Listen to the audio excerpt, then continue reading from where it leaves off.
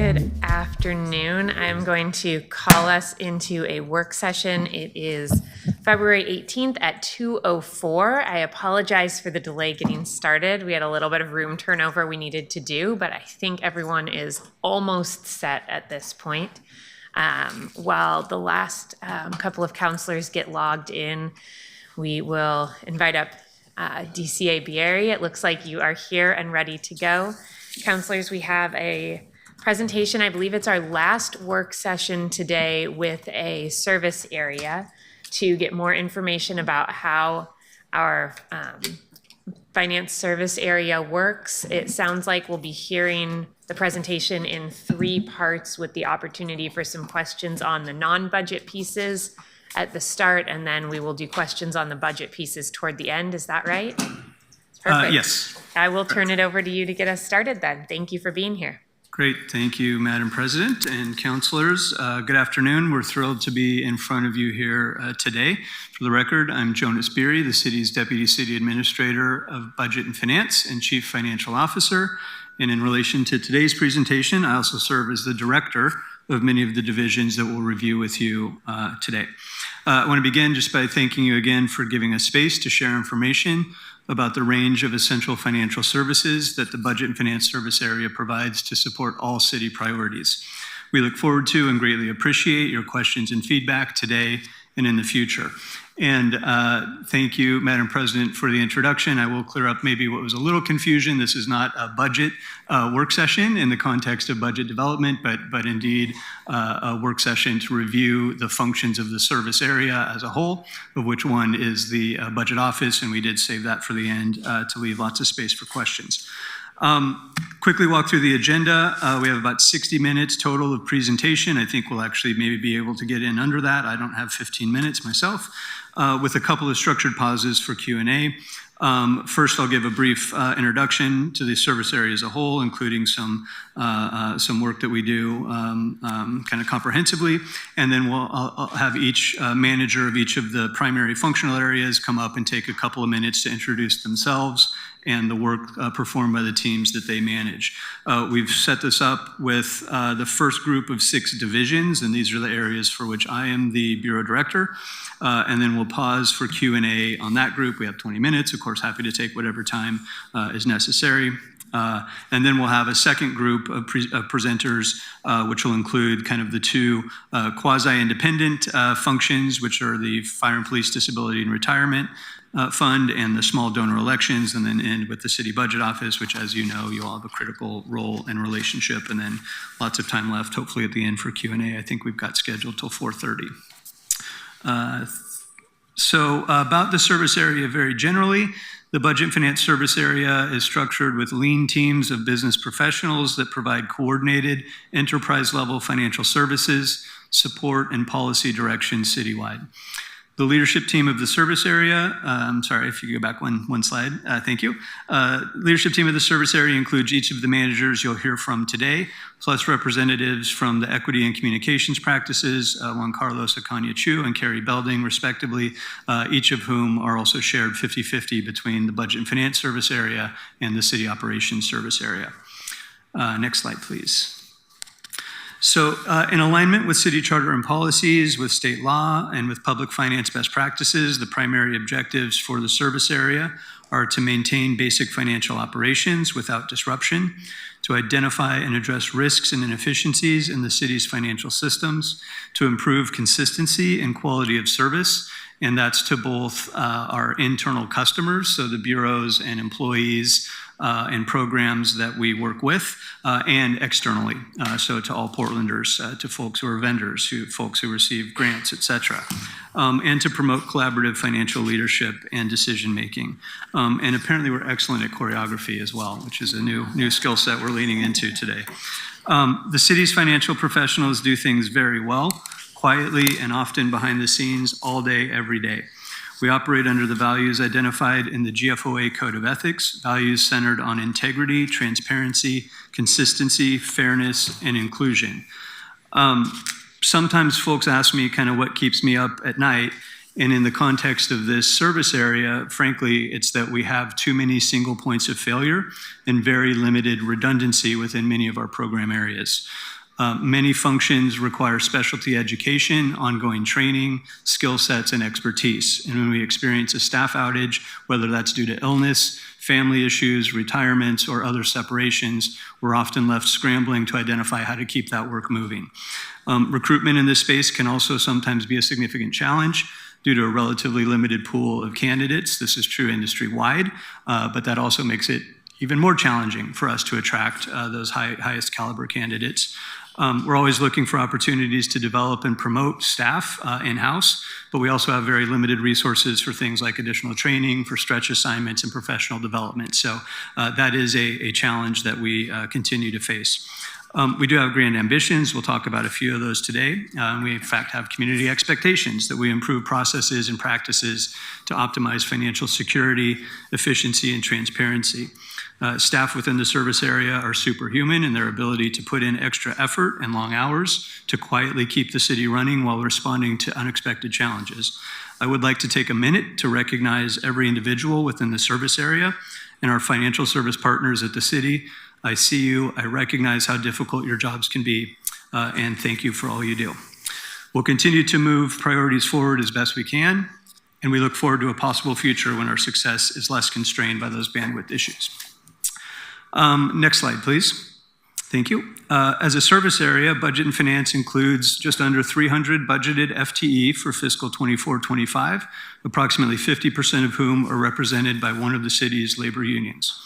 The total service area budget of approximately $1 billion, as reflected in the adopted budget, is a little bit complicated as it includes large amounts for administration of things like fund management, certain types of debt payments, fund transfers, and the like. What that means is the actual operating budget, the operating expenses there in that middle column, mostly personnel and material and services, is $438 million. And after removing the trust pension component, the FPD&R component for those benefit payments, the actual operating budget of the service area is closer to $250 million. With that quick tee up, it's now my pleasure to introduce you to the key managers and teams that perform those critical functions to keep the city running, beginning with the Revenue Division and Thomas Lanham. Thank you, Jonas. My name is Thomas Lanham. I'm the director of the Revenue Division. It's a pleasure to be here this afternoon. The Revenue Division is a full-service regional tax collection agency. We collect on behalf of not only the city of Portland, but also Metro, Multnomah County, and numerous other partners like Travel Portland, the 3 enhanced service districts, and certain bureau programs across the city. The city is not, we don't have a completely unified collection environment in the city, but most of the tax collection programs, certainly all the many of the fee programs are within revenue. Excuse me. We collect about $155 billion a year. We have about 150 FTE. Most of which are in 3 divisions. The tax division is the primary customer service division. These are folks that answer phone calls and respond to emails and review taxpayer correspondence and enter tax returns. Then the audit and accounting division does exactly what it sounds like. And then our business solutions division, which is a relatively small group of dedicated professionals helping us to try to get smarter and better in terms of how we go about doing things with our technology. With that, let's go to the next slide. I won't linger here long. This is just a pie chart showing basically the revenues that we collect. As you can see, business taxes are the bulk of the collection. That's the large blue wedge, followed closely by personal income taxes, and then PSEF. And then there are a couple of other pieces in there, including all other, which really includes a large body of other citywide receivables.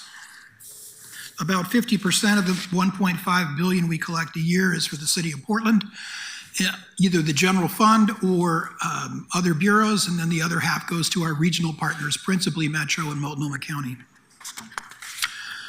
This last slide is just a high level of some of the metrics. We have about 1 million pieces of annual correspondence mailed each year, 116,000 phone calls, and 30,000 emails. Lots of tax returns. So I think, the takeaway that I'd like you to think about is, as we move into tax season, your offices are going to receive a complaint about how someone interacted with our office. And sometimes that'll be our fault and sometimes it won't. But I just want to assure all of you right now, just to know that that is something that we're working very hard every day to make sure that we try to give people quality interactions, fast response times on the phone. We don't always get it right, but when you do see a complaint, give us the benefit of the doubt. We'll be happy to get as much information to you as we can within the confines of state law, which protects taxpayer confidentiality. Briefly, we have 3 key initiatives right now.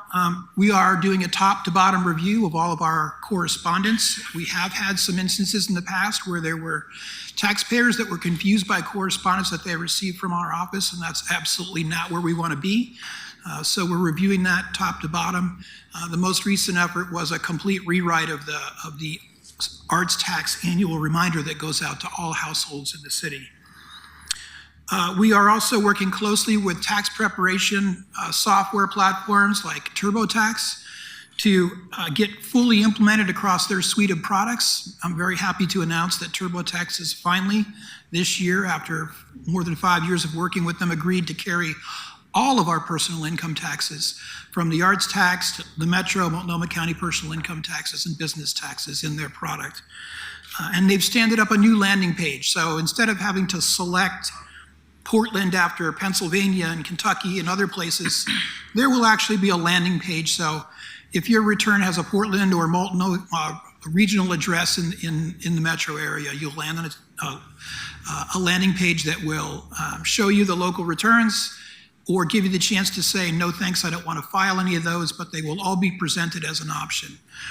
We are carried in 8 other tax preparation software products. I'm not here to talk only about TurboTax, but they are the market leader, and I did think that would be something that you would want to hear. And then finally, one of the things that we've been doing since 2020 is trying to consolidate the various revenue collection platforms that we have across the city.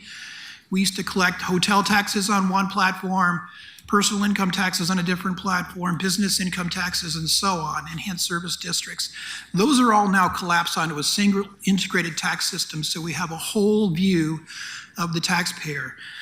And so currently now we're working on consolidating, placing the liens collection platform onto our integrated tax system. Thank you. Great. Thanks, Thomas. Now we'll move to Bridget O'Callahan, the City Treasurer. Great, thank you. Again, Bridget O'Callahan, City Treasurer. Thank you for the opportunity to be with you today. I'm responsible for both the Treasury and public finance functions of the city. The Treasury Division is a centralized banking services function, so we service all city bureaus, areas, programs, and also Prosper Portland. The division's functions include managing the city's daily cash position, maintaining custody of the funds, and ensuring that excess funds are conservatively invested to earn a market return. The funds, all funds for the city come in or out at some point of the city's treasury function. They're held collectively in a pool and managed as a pool. We provide services for the various bureaus and programs to both collect payments, to accept payments, and also facilitate the depositing of all public monies into the city's bank accounts. We also facilitate the payments that go out on behalf of the city, so the disbursements that are made, as well as the investment program. Our objectives with regard to the investment program are first and foremost to preserve the principal. We want to make sure that the money is there when we need to process payments. And secondly, it's to ensure that liquidity, that it's there again when we need it, and then finally to earn a market return. The treasurer is also the administrator of the city's foreclosure process. So I'm sure we'll have an opportunity to share more information about foreclosure specifically with all of you at a later date. As you'll see on the slide, the city presently manages an investment portfolio of $2.3 billion. In the last fiscal year, we earned approximately $101 million on that. You'll see our portfolio yield history to the right. Again, our focus is on safety and security of the funds, making sure that we're earning a market return. And importantly, I believe to talk about is that all of the yield on the city's portfolio is returned directly back to the bureaus, directly back to the funds and into their budgets. If we may have the next slide. I'm also responsible for our public finance division, and joining me in the room today is the city's debt manager, Matt Gierock. I'd asked Matt just to raise his hand, so you'll see that he's joining me here today. I've asked Matt to be along in the event that you have questions that are specific to the city's debt portfolio. So public finance, sometimes referred to as debt management as well, directs the city's financing activities. So this is where we raise capital for public infrastructure projects, we acquire equipment, facilities, and refinancing of the existing debt of the city. The city's debt consists of publicly issued bonds, as well as private placements of debt obligations and various loans and other credit facilities.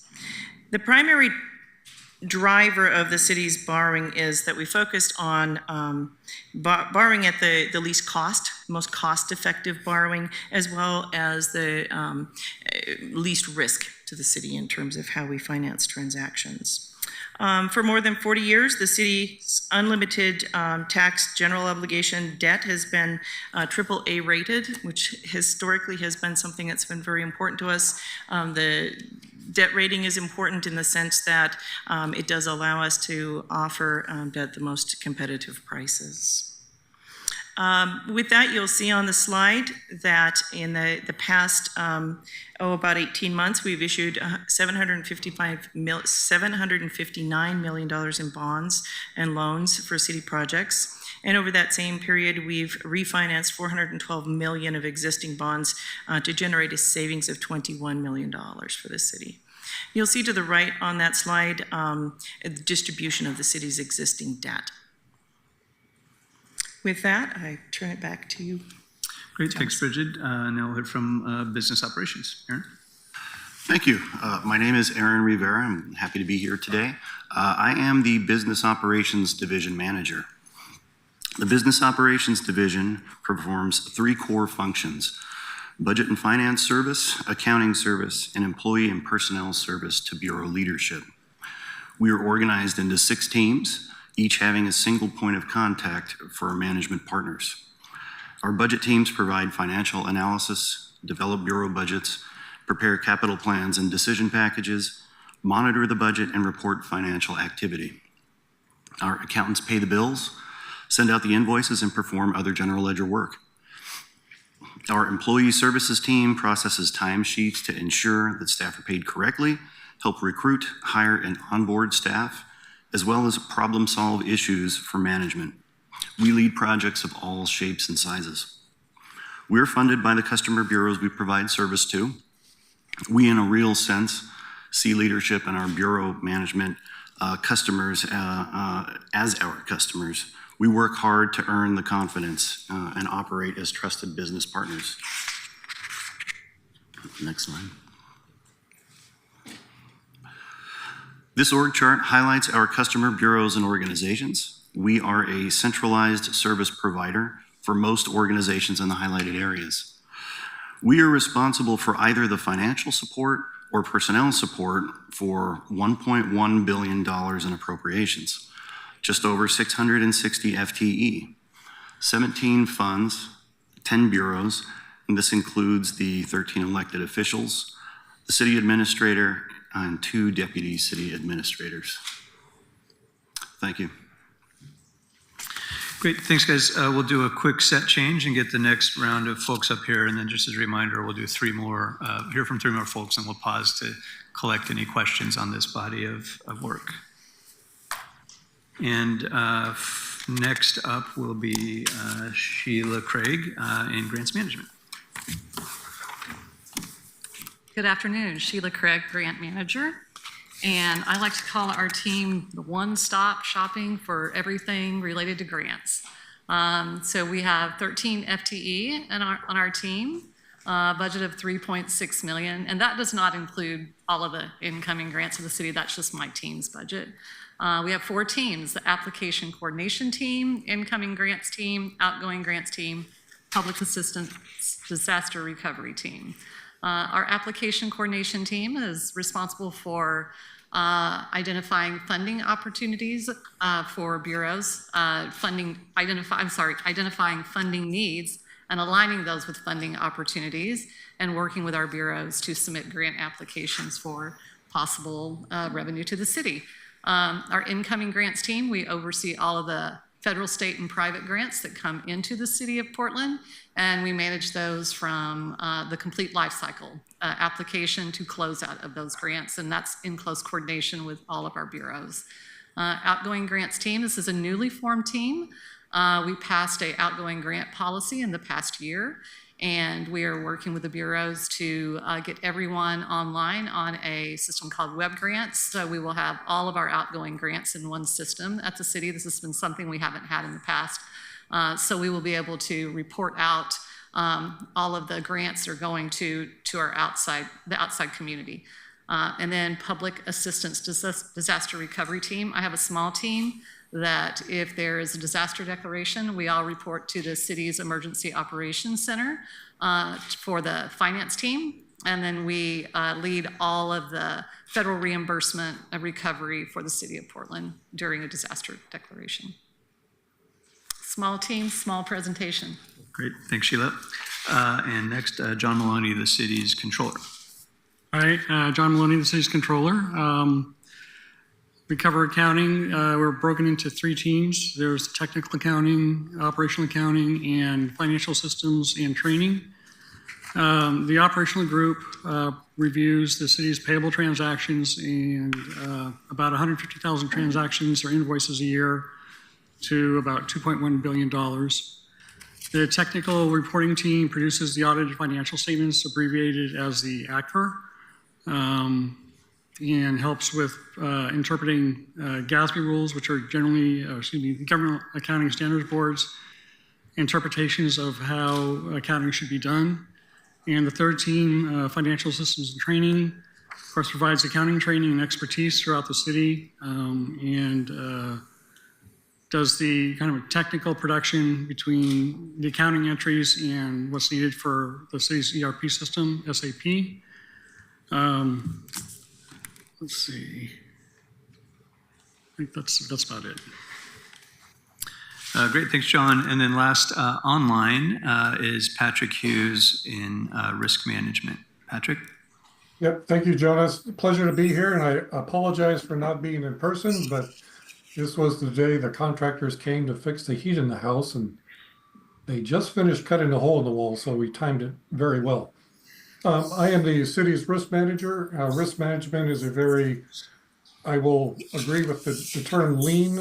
We have 3 groups of teams. We have insurance and loss prevention. Risk management manages with a broker and seeks out and purchases all of the commercial policies that protect the city. We look at what is the risk and how much policy we can afford and the limits. We are currently buying 36 to 37 different policies to cross over all of the risks that the city does have. In addition, we manage all of the liability claims management. We have a group of 9 who adjust and manage all of the claims and work in conjunction with city attorney when there is a lawsuit. Currently, open liability claims are targeted about 450 open claims. In addition to that, we have about 560 subrogation claims that are run by that unit. And subrogation is where damages have been occurred to the city, and we attempt to collect those back for the bureaus. Thirdly, we have the workers' compensation claims. We do all of that internally. For all city employees, we have about 339 open workers' comp claims. Both liability and workers' comp claims can stay open sometimes for years. So the number is not staggering, but it keeps us very, very busy.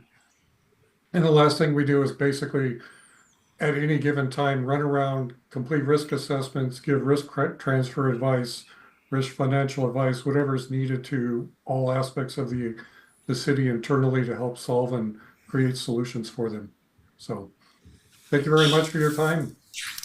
Great, thanks, Patrick. Just a couple quick hit slides here. Won't go into these details, but wanted to highlight Some of these have been mentioned, just a few recent accomplishments of the service area. The examples here show how the work that we do promotes stability and financial sustainability, how it evolves in response to emerging needs and implements technology-based solutions. On the stability side, we've continued to manage the city's finances and debt issuance to retain the top edge AAA credit rating, despite a number of emerging challenges, some of which are out of our control. We also received, for the 43rd consecutive year, the GFOA Certificate of Achievement in Financial Reporting, and we also had a clean grants-related audit once again. In response to citywide transition, business operations developed a new team structure to support a high volume of reorganization efforts occurring citywide. And as Sheila mentioned, we have a new outgoing grants policy approved in fall 2024, currently under active implementation. And then a couple technology-related items. We have now the enhanced risk management system to better monitor, manage, and communicate risk-related issues and claims. And as Thomas mentioned, working with our technology partners on tax collection issues. And so that's been a long time project to finally get over the transom here this tax season. And then the last slide here, just we have a lot of work to prioritize. We're not going to walk through these, but many of these have been sort of chugging slowly in the background, waiting for us to get to this moment of having a new alignment in the city where we can actually now begin to make progress on implementing many of these best practices and enterprise improvements. So really optimistic that the new city approach, along with the ability to work collaboratively with all of you under this new alignment, will put some wind in our sails on moving many of these and other efforts forward. As promised, we'll pause here for a little bit and can take questions from any of the folks you just heard from before we move to the next part of the presentation. Thank you, Jonas, and thank you to your whole team. Counselors, we do have 3 more sections that we'll get to, including notably budget. So let's hold budget questions right now. But questions on these programs we've heard from, I think, are important to get through before we get too far. Counselor Clark, would you like to kick us off? Thanks, Madam President. I have a question, I think, for Thomas. I was just curious, there was no mention of the TSCC. Can you talk about our relationship with the is it the Tax Supervising Coordinating Commission? Or maybe that's not a Thomas. Yeah, Tax Supervisory, what's the other C, Ruth? Coordination. And, thank you. So it's actually that TSCC is a budget-related body, so they will be engaged as we go through the budget process. So Ruth will probably talk about them, I think, a little bit, and then you'll certainly learn more as we go through that budget process. I don't know that there's really a direct role related to revenue collection. No, but I understand the title of it, TSCC tax, sounds like, no, they don't collect taxes. Okay, well, we'll get to that later. I wanted to compliment you. I got my arts tax form in the mail. It seems much better than it used to be, so thank you for that. It was really easy to file. This is a kind of a high-level question, is with changes that are going on at the federal level with the IRS, what do you foresee any impacts on us with those changes? Right now, no. We do have a data sharing agreement with the IRS where they will share with us local taxpayer information, specifically financials from prior year filings. We use that information to enforce our local taxes to make sure that we're seeing what we would expect to see between a federal filing and a local filing. I have not heard of any reduction in that office area. Certainly some of the things that I'm reading are alarming to me as a tax administrator. So we're tracking that closely, but right now I'm not forecasting any direct impact. Yeah, and it's a great question, Counselor, that, I mean, obviously there are lots of rapidly evolving, worrisome activities happening at the federal level. And so we work really closely, both the staff within their areas, to keep an eye on that, to identify anything upcoming of importance, and importantly, working with other regional partners to make sure that we're moving in alignment as far as administration and thinking ahead about any actions that we might need to recommend. Great. Glad you're ahead of it. One last question. On the incoming grants team, Does this include like the money that comes from the state through, ODOT funds, all those kinds of dollars? Is that what we're talking about when we talk about incoming grants? We'll get Sheila up. Thank you. Yes, it does. It's all federal, state, and private that come into the city. Okay, great. Oh, thank you, Madam Chair. Thank you. Counselor Green? Thank you, Madam President. So on the slide on debt management, there was a mention of use of credit facilities. Can you say a little bit more about the credit facilities that we use? Like, what's our line of credit? You know, we have a policy around that. How often do you use it? Yes, we'll have the debt manager come up. I will say, as Matt Girock's coming up, we don't necessarily keep a line of credit that we just have like you would use a credit card. That usually those are for very specific, dedicated purposes that have a short-term cash flow need. And so, Matt, I'll let you introduce yourself. Hi, Matt Girock, debt manager. Yeah, usually those are done on a project-by-project basis, and so, during like a construction period of a project, we kind of use a line of credit pretty frequently so that we avoid like overissuing long-term bonds. So once a project's total cost is known, then we will bond it out with long-term bonds. So that's the typical use of credit facilities. Okay, thank you. So it's not sort of a part of a reserve strategy? No. Okay, thanks. Can you describe a little bit about the debt issuance strategy? Is it piecemeal on each project, or need to issue a bond, or do you have a portfolio approach? It depends on the bureau that's borrowing. So for like water and sewer, it's a portfolio of projects typically. And then if it's like for facilities, it's usually like a specific project for like the Portland building or something like that. So yeah, those are the examples that come to mind. Thank you. And I know this is governed by our debt policy. With the new form of government, Jonas, is there any thinking around saying, let's move this out of bureau-driven debt management prerogatives and into sort of a more holistic? So to be clear, we do have, through Treasury and through Matt's position specifically, a centralized management of that function. So the way it would typically work is a bureau or a program would say, hey, we have this need or idea around debt, and they would go to that central function, that enterprise function, to facilitate that conversation, specifically to avoid multiple, maybe competing priorities from different bureaus.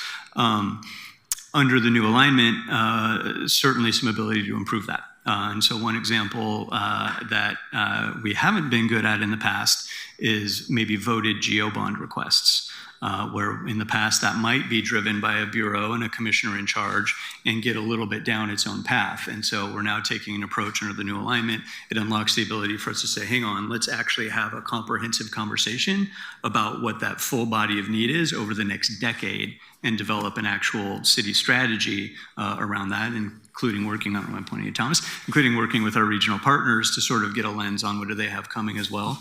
So that is an example of of an opportunity that we're taking advantage of under this new alignment. That's great to hear. Last debt question.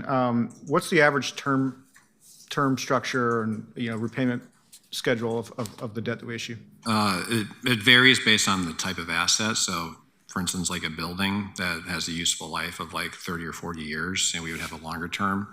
If it's something like, for example, like when we finance like the city's ERP system, software has a shorter useful life for that. So for a project like that, it would be a shorter term, like 8 or 10 years. So it's largely driven by that. And then also for the utilities, those are long-lived assets. So those are typically longer terms.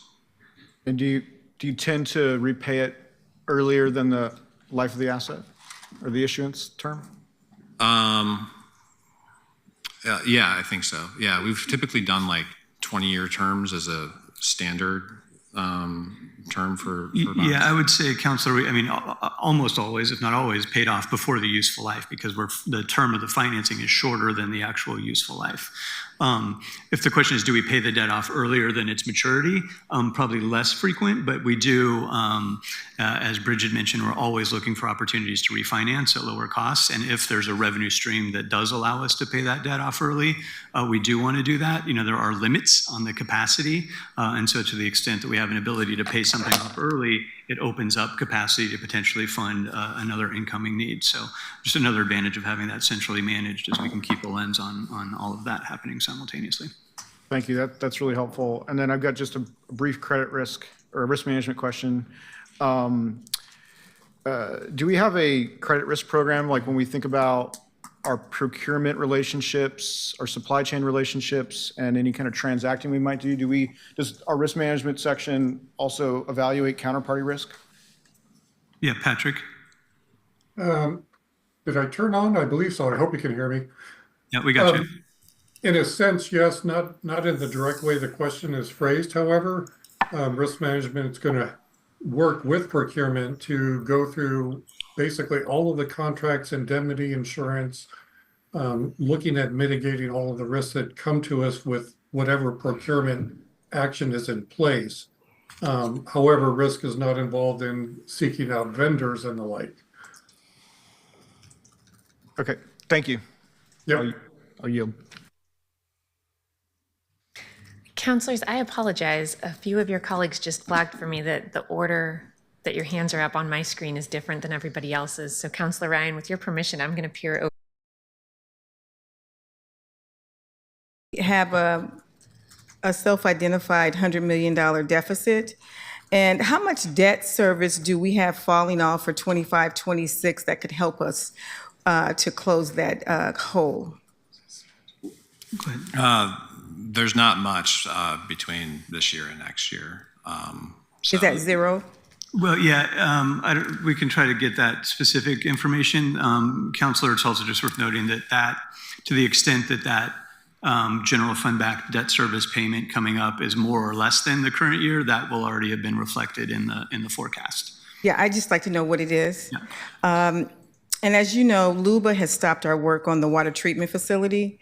And if any of those above accounts, would we have to, if we had to start paying for that ourselves or go out on the open market because we can't use the federal funds, would we have to bond in one of those funds that you talked about earlier to pay for that?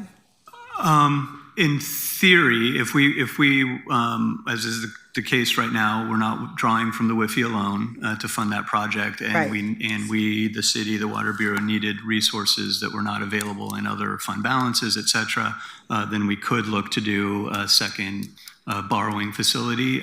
For example, a question on a line of credit could be an option to have a short-term facility to allow those critical capital investments to happen while we wait for that federal issue to be resolved so that we can go back to drawing on that. And so I would be really concerned if we went out on the open market with a line of credit with the thought that we would eventually be approved by Multnomah County. And if we're not, then we're going to be, at a minimum of $500 million in debt that we don't have any place on the federal or state level to draw against. And the question would be, would you bring that in front of council before you all did that? Yeah, good question. I say I think so. So I do believe there is an existing authorization for up to a certain amount. I don't know what that number is from a prior water bond authorization. So we'd have to consider whether that requires council, and if it doesn't require council, what's the path forward? If it were something that were different, obviously, from what that authorization allows, then it would have to come to council. We wouldn't be able to issue without that. Yeah, because the concern would be that if we have to stop construction for the next 4 to 6 months, we're behind schedule. We have a $2 billion project, and so that could cost us anywhere from $500 million to another $1 billion to be able to finish this project. And if we were to go on an existing line of credit without any ways to paying that back, because let's just say we lose that case, then that's 500 million or $1 billion on top of the $2 billion that we're going to have taxpayers pay. And that will be a huge liability. So I would think, I'm just trying to put this in your mind, before you make that jump, please come before us and let us know that that's what you're thinking about doing, because I'm really concerned right now about this, because I don't know how we got to this point in the whole process. And now we're being told that, we have to stop everything. But if we have our own money and we want to keep going, we can. So for me, that is something that I think we need to prepare. And the last question would be, under your fund, disaster control fund, does the ARPA money go under those, that particular fund? What fund is the ARPA money put into, under the grants?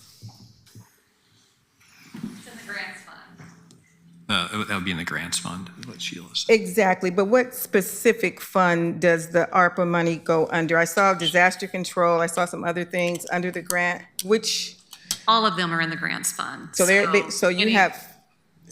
no desegregation of any of those Some of the different. funds have their own sub-fund, so ARP has its own sub-fund.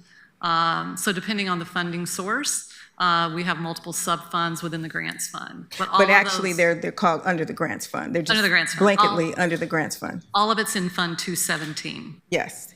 Thank you so much. Counselor Zimmerman.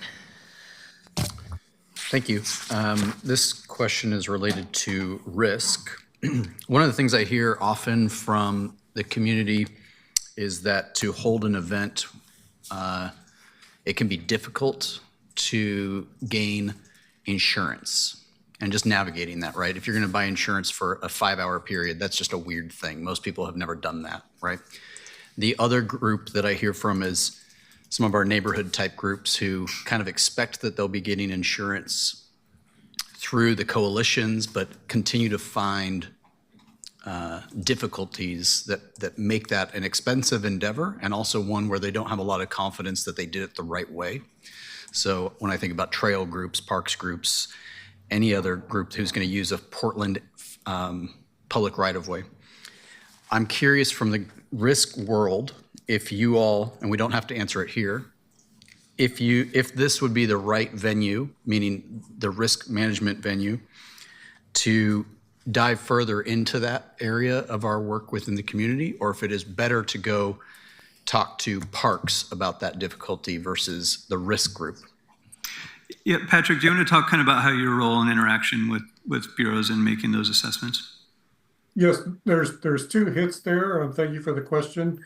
One is, if there is an event happening by a outside community organization, to keep it simple, we do offer them the availability to purchase very, very cheap liability insurance, which would meet their requirements for insurance and indemnity.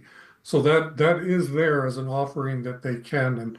And I know it sounds bad to say we're buying insurance for 5 hours, but that's kind of the world we live in now with all of the litigation that happens. Then the second side of that question is, if the city is managing and operating the event, then risk management is indeed covering over the top, in that example, the Parks Bureau for what they do. So the insurance is actually not a problem from the sense if we are managing it as a city, because I already have covered sitting on top.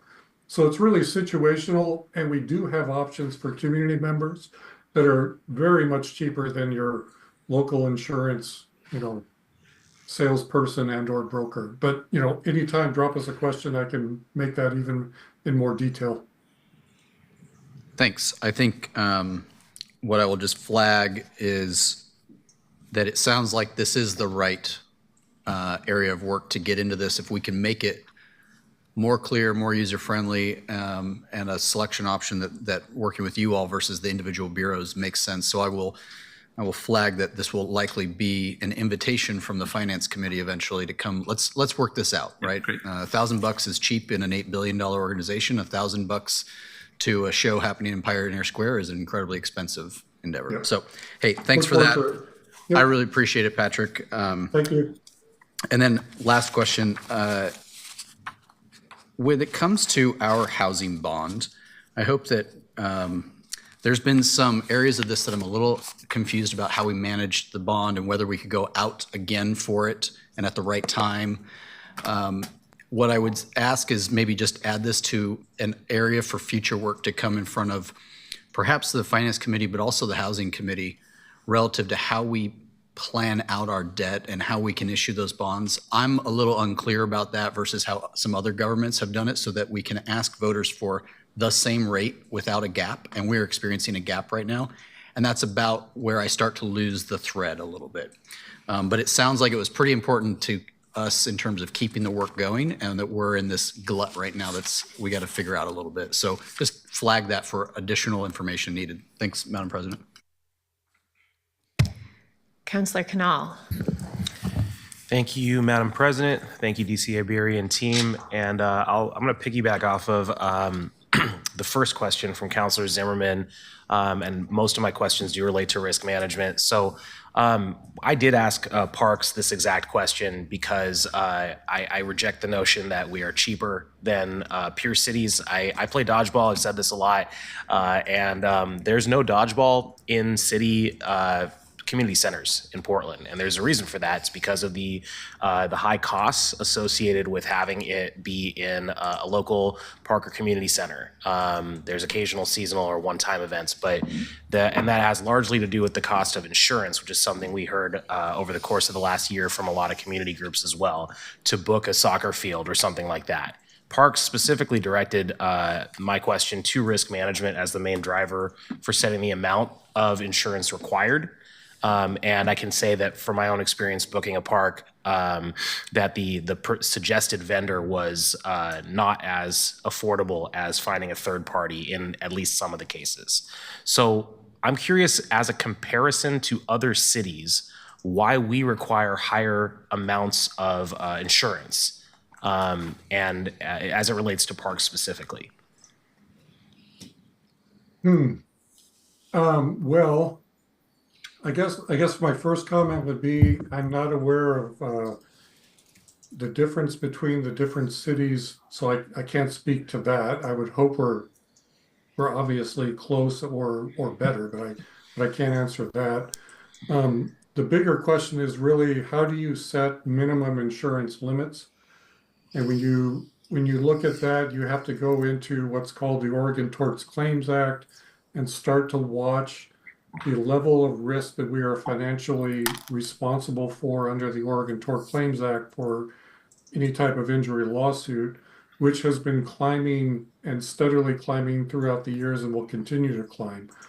So a lot of public organizations in Oregon who are under that act are setting their limits at or near that, because that's where they are protected and insurance is on top of that.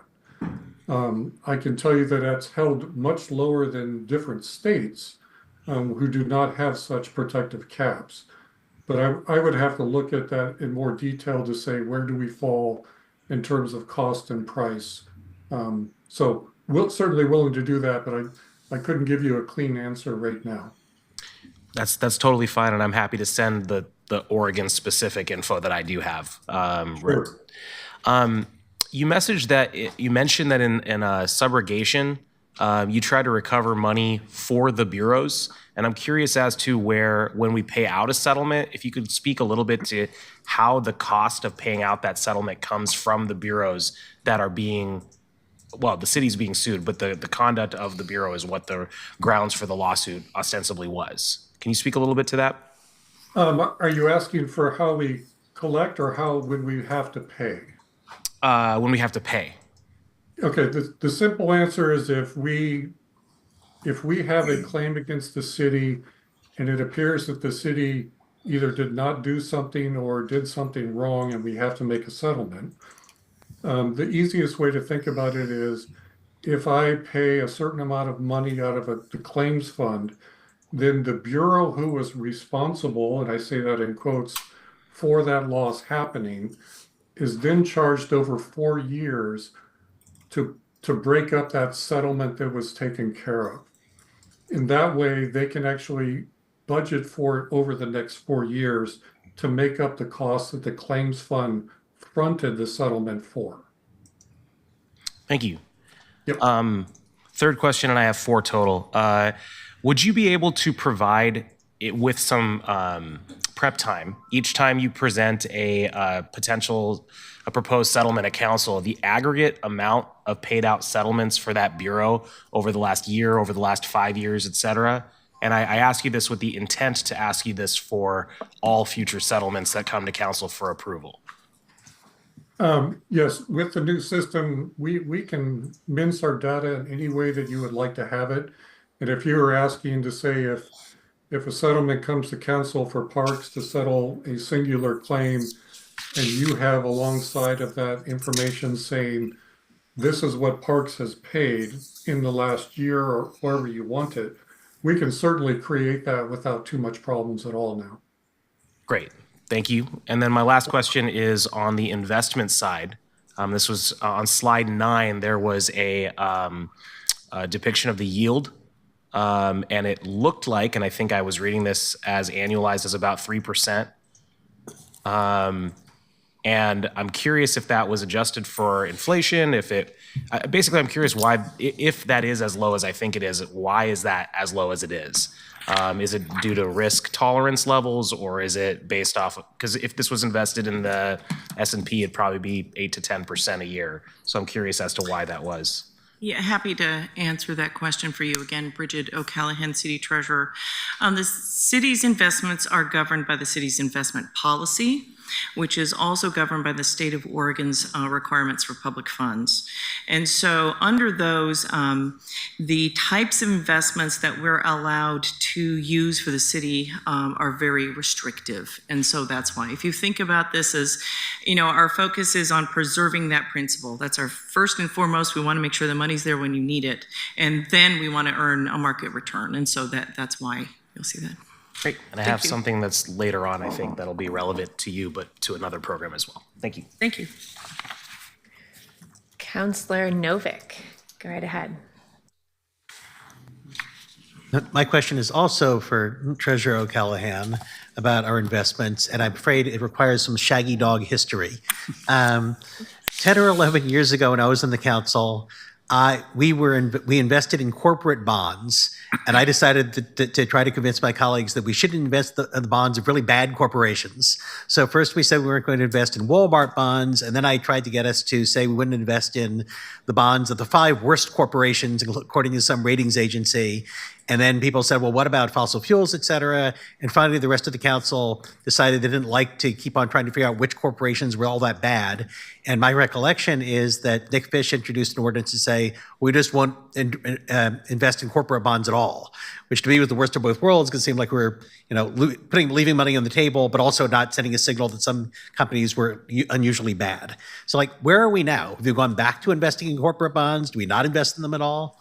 Great question.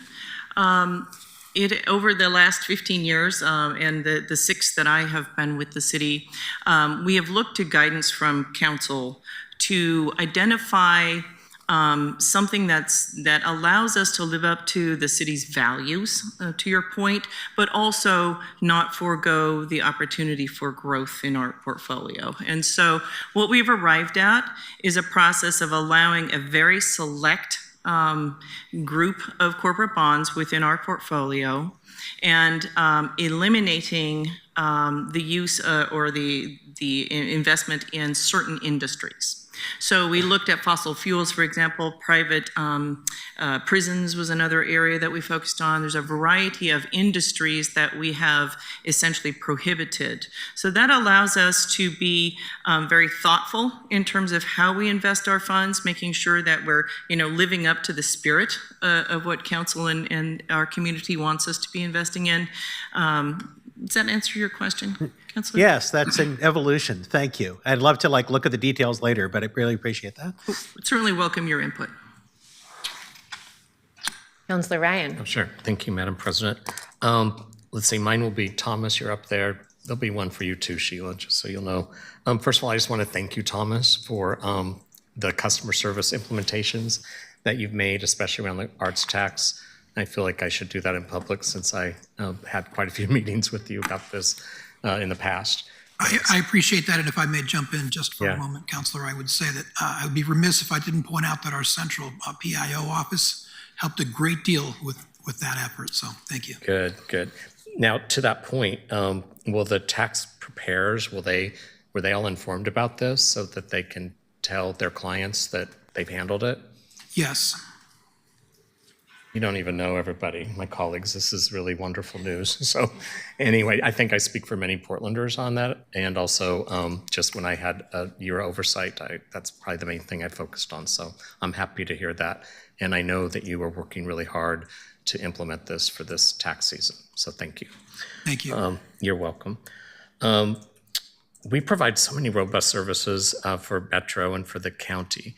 And I'm not trying to make profit off of those services, but I certainly don't want to hear that we lose a lot of money with that. Can you just tell me a little bit about the ins and outs of the transactions that we do for our partners? Sure. So And we're continuing to do good customer service that explains that this is not a city tax, but it's for this tax. yes. That was our other conversation. So Thanks. we do have what we call an integrated tax system, and we do that on purpose because it saves all the jurisdictions money. So we jointly administer the personal income taxes, the business income taxes, wherever there's an opportunity for uniformity, we grab onto that. We try very hard to keep it simple because if it's simple for a taxpayer to understand and comply with, it's simpler and less expensive for us to administer. So it's a win across the board. The compensation that the city receives for those services is just the cost of the service. So it's a wash. Yeah, we have an intergovernmental agreement. The city, all the partners do realize some benefit. For example, we have some bonded debt service related to our implementation of our database a few years ago. All the partners pay into that. And when there's a new tax created, it reduces the bonded allocation, the amount of that debt that's allocated to partners. And so there is an opportunity for, as we scale up, the costs actually go down across the board for everyone that's on that platform. Thank you so much. The last question is for you, Sheila. I know we started to peel the onion, if you will, on transparency and accountability with our private grants that we send out. We started with passing what you mentioned, the transparency around current financial statements of those said organizations. So now that we require that, how will I as a legislator and how will the community who is looking at who we're sending money out to see that same transparency?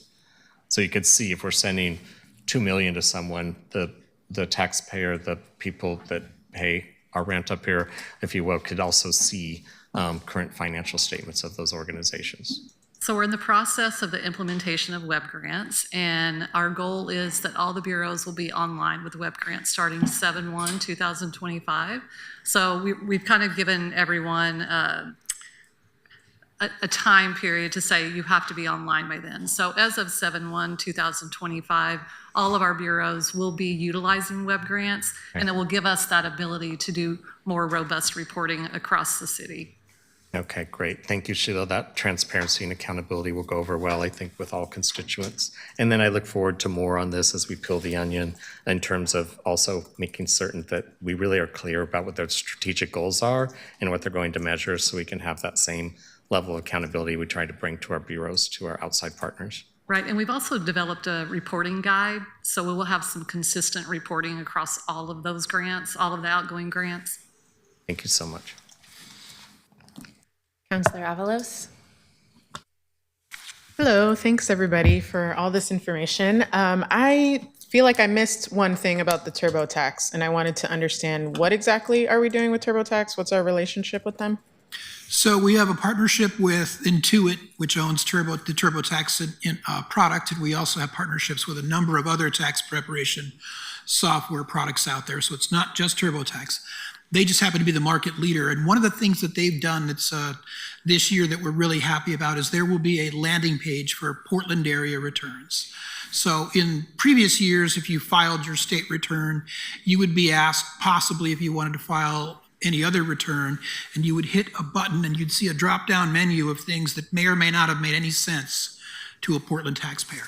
Now, what I've seen at least demoed for us, and which should be live certainly by this Thursday if it's not already live, is a landing page. So if you file a local Portland return, you'll be presented with a page, provided that you also have the state level return, the Oregon return. And that page will give you the option to file any of our local returns. The arts tax return, thank God. The Multnomah County personal income tax return, the Metro personal income tax return, and any other local return. So this is just for the Portland area things, and this is just for people who use TurboTax. Am I understanding? That's right. Are they the other products that also carry our taxes? There are a number of other products that also carry our taxes. So, but then to use their service, there's a fee, right? That's And correct. So that's forcing Portlanders to use that. They don't have to do that, I guess, is my question. Oh, no, ma'am, they do not. So we have a free file option. It's on Portland Revenue Online. Any taxpayer can go there and file their taxes for free. They can also pay their taxes for free if they use the ACH option. So it's all right there for anyone to use. They don't have to use those products. How are you marketing that to people? Because let me just tell you where I'm coming from. TurboTax is expensive, and we should not be paying to file our taxes. So that's a general value that I have. And so I'm concerned that we're relying on a business that uses this model to force people to, there's all these hidden fees to file your taxes. Yes. And now we're, partnering with them to offer some kind of landing page, which I get is great in terms of streamlining, but it concerns me in just furthering people away from the free resources. And TurboTax is notorious for hiding their free page. They have one, it's very hidden. So I guess I'm trying to understand, how are you going to be advertising other options so that people do not think that they have to pay for that service, because they don't? That's an excellent question. So in our arts tax letter that was just revamped and went out this year, we highlight the free file option, making sure that people understand that that's a way they can file and pay. Our press releases that will be going out soon, and our communications with our partners will also highlight that opportunity to pay, to just simply go to Portland Revenue Online. So there are a number of different ways that we do that. In the tax administration world, we cannot afford to pick and choose how a return gets to us. We still accept paper returns, believe it or not. Tens of thousands of paper returns every year, despite our best efforts through social media, press releases, and good technology that's easy to use. We try hard to market those other less administratively expensive channels to file returns. But there are still a lot of people doing paper returns, sending paper checks. So we will take a return any way that it will come, be it through TurboTax, the free file option, or paper. Okay, then maybe I'll just end with a potential ask that I can follow up with you on. I would love for that Portland landing page of TurboTax to clearly show links to where they can go to not pay. So we could talk about that offline, but I feel like, yes, that's great. There's all these different ways, but, TurboTax funnels people through their system because they want them to pay. And if you're landing on this Portland page, it looks all branded, it makes it feel to the average person that it's required, and it's not. And so I'm concerned that we are just by not being clear about the options, and having the options on that page is particular to me. So we could talk about that, but that's my major concern, that Portlanders aren't going to know how to navigate the difference between the free options and the charged option. So I'd be happy to partner with your office on that. And there is a none of the above box right there on that page. They don't have to use that channel. But we can talk more. Thank you. Thank you. Councilor Novick, did you put yourself back in the queue? I did. I just wanted to weigh in here. Councilor Avalos, I think that people will only run into the TurboTax Portland page if they've already decided to start using TurboTax. So it's a matter of, for those people, having the convenience of doing their Portland taxes all at once, whereas those of us who don't use TurboTax will continue to file one return after another with different governments. or go to H&R Block or something, which, might charge us in a different way. But I think that, I mean, as having a Portland page in TurboTax, I don't think pushes anybody to use TurboTax. It just means that somebody who already is using TurboTax won't go through it and say, oh my God, now I still have to do this separately, the arts tax and the preschool tax, et cetera, et cetera. That's correct. Go ahead if you'd like to respond to that, Counselor.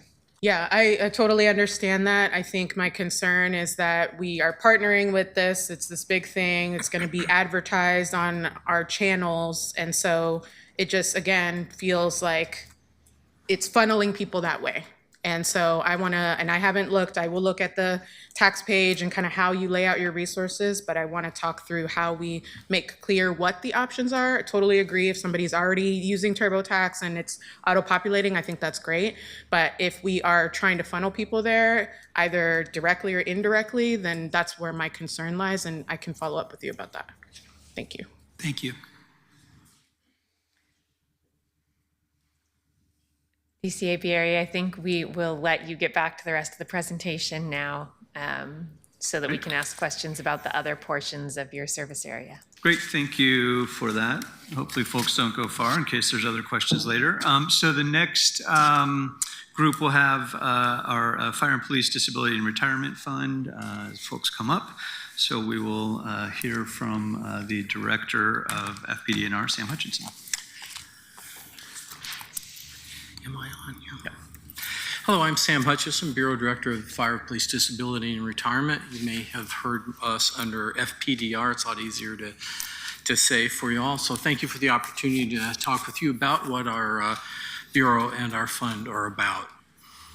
We serve the City of Portland's active duty of firefighters and police officers and their survivors. We do not serve anybody else in the public. That's our sole people we serve. Our responsibilities and our plan design and the benefits we offer are defined in Chapter 5 of the City Charter. And as you can see down here under the programs, we have 3 programs. So the benefits we offer come under one of these 3. So we have the FPDR 1 and 2 pension benefits. FPDR 1 and 2 members were hired before January 1, 2007. So their retirement is paid from the FPDR fund. FPDR 3 PERS contributions. The FPDR 3 members are those that were hired January 1, 2007 and after. They are in the PERS pension system, but FPDR pays the PERS contributions. For all other bureaus in the city beside police and fire, those contributions come from the bureau budgets and hence from the general fund. For police and fire, they come from the FPDR fund, so they don't touch, so it's a benefit to the general fund that you don't pay this additional cost for this service that we provide those members. We have disability and death benefits described in the plan. FPDR members, so active duty firefighters and police officers, are not covered by Oregon workers' compensation system. They are specifically excluded by state statute. They are covered by our disability plan, which mirrors a workers' compensation plan. We've had the plan that was created in 2007, or actually it was created a long time ago, but it was revamped in 2007. It's been audited twice nationally to making sure that it does comply as a workers' compensation plan, and it does. We have 18 people on our bureau, including myself. We have the disability group that handles all the workers' compensation claims. We have the finance group because we have a large budget, which you'll see in a minute, and a complicated budget, so they spend a lot of time doing that. They handle also all the pension benefits for the FPDR 1 and 2 members. Then we have administration group that provides support for all other people in the bureau and our members. Next slide, please.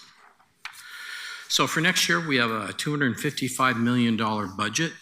It's funded via dedicated property tax levy. So a few months ago, all of us that lived in the city of Portland, that includes all of you, you notice the line on your property tax that says Portland Fire Police Pension. That is the FPDR funding levy. So all that money, I used to say, comes to me, and actually comes to our bureau and it goes into our fund. It is a pay-as-you-go structure, means we are not allowed by charter to carry any fund monies over from year to year. We cannot accumulate a fund. That was created in 1948, and there's a whole history as to why they created a pay-as-you-go plan, but that's what we've maintained since then. Part of the reason we went to PERS in 2007 was that's a pre-funded plan, was to move that liability and that concern of paying into a pay-as-you-go fund. But we left the people that were already active members or retirees in the FPDR plan. So our revenue, and I apologize, we left off some numbers off that revenue pie chart. The blue pie chart is our property taxes. So for next year, we're predicting 232 million plus would be coming from property taxes, and that's 93.6% of our revenue. We have the yellow slab there, which accounts for $15 million and 6% of the fund. That is the amount of the fund that we have from last year. So if we do not use all the money this year, we have to take that money into next year's budget and buy down the budget, so to speak. So we tax less because we have money left over from the prior year, because we cannot carry it over. So that this year, we're about 6% of the revenue comes from money that we had left over from our tax last year. And then we've got a small slice of a couple things in there that account for 0.3% of our revenue. So those two of property taxes and beginning fund balance account for 99.7 of the revenue in. Obviously, you can see here there's no money drawn from the general fund for this. We're totally funded by the levy in there. The expenses that we have, you can see here, the FPDR 1 and 2 pensions, these are the ones that we pay out. It's $163 million at 64% of our expenses. The orange wedge there is the PERS contributions that we pay. It's $58 million, 23%. The ratio between those two wedges will be changing over time because we are hiring. Within 10 years, we'll be 100% FPDR3 active members. So that wedge will obviously get bigger. And by about 10 years from now, we should have all the FPDR2 retired, so you should start seeing the FPDR2 wedge beginning to shrink at that point. Then you'll see the wedge there for disability benefits. Again, this is our workers' compensation benefits. Though it requires half our staff to administer, it only takes 3% of our budget with it. We have administrative expenses. These are expenses that can't be allocated to any one of the other pies in here, so it's a general thing. And then we have fund management expenses. This is a combination of a contingency that we carry every year. It interest payments on our debt service. We have a minor debt service because our financial cycle begins July 1, like the city, but our income doesn't come in until November when property taxes come in. We oftentimes have to get a short duration loan to cover our cash flow for that time period. Usually it's tax anticipation notes designed specifically for this. It's used throughout the country. This last year we borrowed it from the Parks Fund. Got better rates from the Parks Bureau, so we did it. They are all paid back, so they're back up to the way they should be. And we pay everybody back within a couple months after we get all the tax revenue in. We have general fund overhead because we use a lot of services within the city, and since they aren't general, they bill us for them, so that's what we call general fund overhead. Some of that money goes to you all and your services with that. See what we also on the list here. So that's pretty much it. So that's somewhat the cost of doing operations in the city is what we have under that wedge there. Want to go to the third slide, please? Okay, we are overseen by a board of trustees. This is not an advisory board. This is actually a policy setting board. They do have authority over us, and their authority is granted to them by the city charter in Chapter 5. Their duties are to set policy for the fund, which is our money, and the plan, which is the benefits that we offer people. They prescribe the rules. All the administrative rules must go through them for approval. My bureau and I draft them, and then they have to approve them all. They approve the FPDR budget. We go through them, and then that budget rolls into the city budget. They oversee the administration of the plan. They don't do the day-to-day and micromanaging of the plan, but we do give them reports. They will ask us why and how things are done, make recommendations for how we should do things differently in the future or what we should check in on. And they promote the long-term viability to the FPDR plan. You go back to 2007, you'll see a lot of work. If you research 2005 and 6, there's a lot of concern that we have a cap on our property tax on our levy. It was running up to, at some point, it was going to hit that cap. That would have been devastating because there wouldn't have been enough money to pay the benefits. So we would have had to, honestly with you, tap the general fund for that. So that's why the Board of Trustees, the City Council, and there are 2 citizen committees got in and recommended that you create FPDR 3 and move those people into PERS. So therefore, the levy is now significantly lower than it was about 2005, 6, and 7. So that was prompted heavily by the board. And so they still monitor. We get an actuarial analysis every 2 years of the levy and our spending to making sure that our plan is working as efficient as we should. The people on the Board of Trustees is Patrick Hughes. He's the mayor's designee because the mayor is technically the chair, but they can designate a person, and that person is approved by the council. Patrick Hughes, who you talked before, is our designee and board chair. We have Kyle McLowry as a fire trustee, and Tommy Stoffel is our police trustee. They're elected by their respective bureaus they work in. Then we have 2 citizen trustees, Catherine McLeod. She owns her own actuarial firm, and she very in-depth knowledge on actuarial things, especially on pensions. We ask her a lot of information, and she puts our auditors through their paces and actuaries through their paces, making sure they've investigated everything the way they're supposed to, which they always do. They're great firms. Then we have Tom Kramer. He's a retired attorney who specializes in a lot of pension work. Tom is retired, so he's got nothing better to do but read every single little piece of paper and every single word we give him, and so he will ask questions on page 25 of a document that we've handed to him, so it's great to have them. Both citizen trustees are nominated by the mayor and approved by City Council. There we go. Great. Thanks, Sam. So if there's questions on the FPDNR, if we can hold those to get through our next couple folks. The other kind of unique program within Budget and Finance is the Small Donor Elections Program. So Susan, I'll hand over to you to talk about that. Good afternoon. I'm Susan Matei, Director of Small Donor Elections. As all of you are aware, the program enables candidates to run for office through small contributions and matching funds alone. After each election cycle, we use quantitative and qualitative data to evaluate program performance, which informs a series of improvements made to the program, all of which are published in a public report. On this slide here, we have one example of that quantitative data. We total up how much money contributors in each zip code contribute to all campaigns. Then we divide that by the number of Portlanders who live in each zip code. Not the number of contributors, the number of people who whether they gave or not. Before the program was launched, the zip code that gave the most gave almost 900 times more per resident than the zip code that gave the least. That disparity reflects the inequities and narrowness of this type of participation in our elections. Once the program launched, that disparity shrank tenfold to 89-1 for 2020 and 2022, and then another fourfold to 21-1 for the 2024 election. This shows that Democratic participation is broadening out across the city.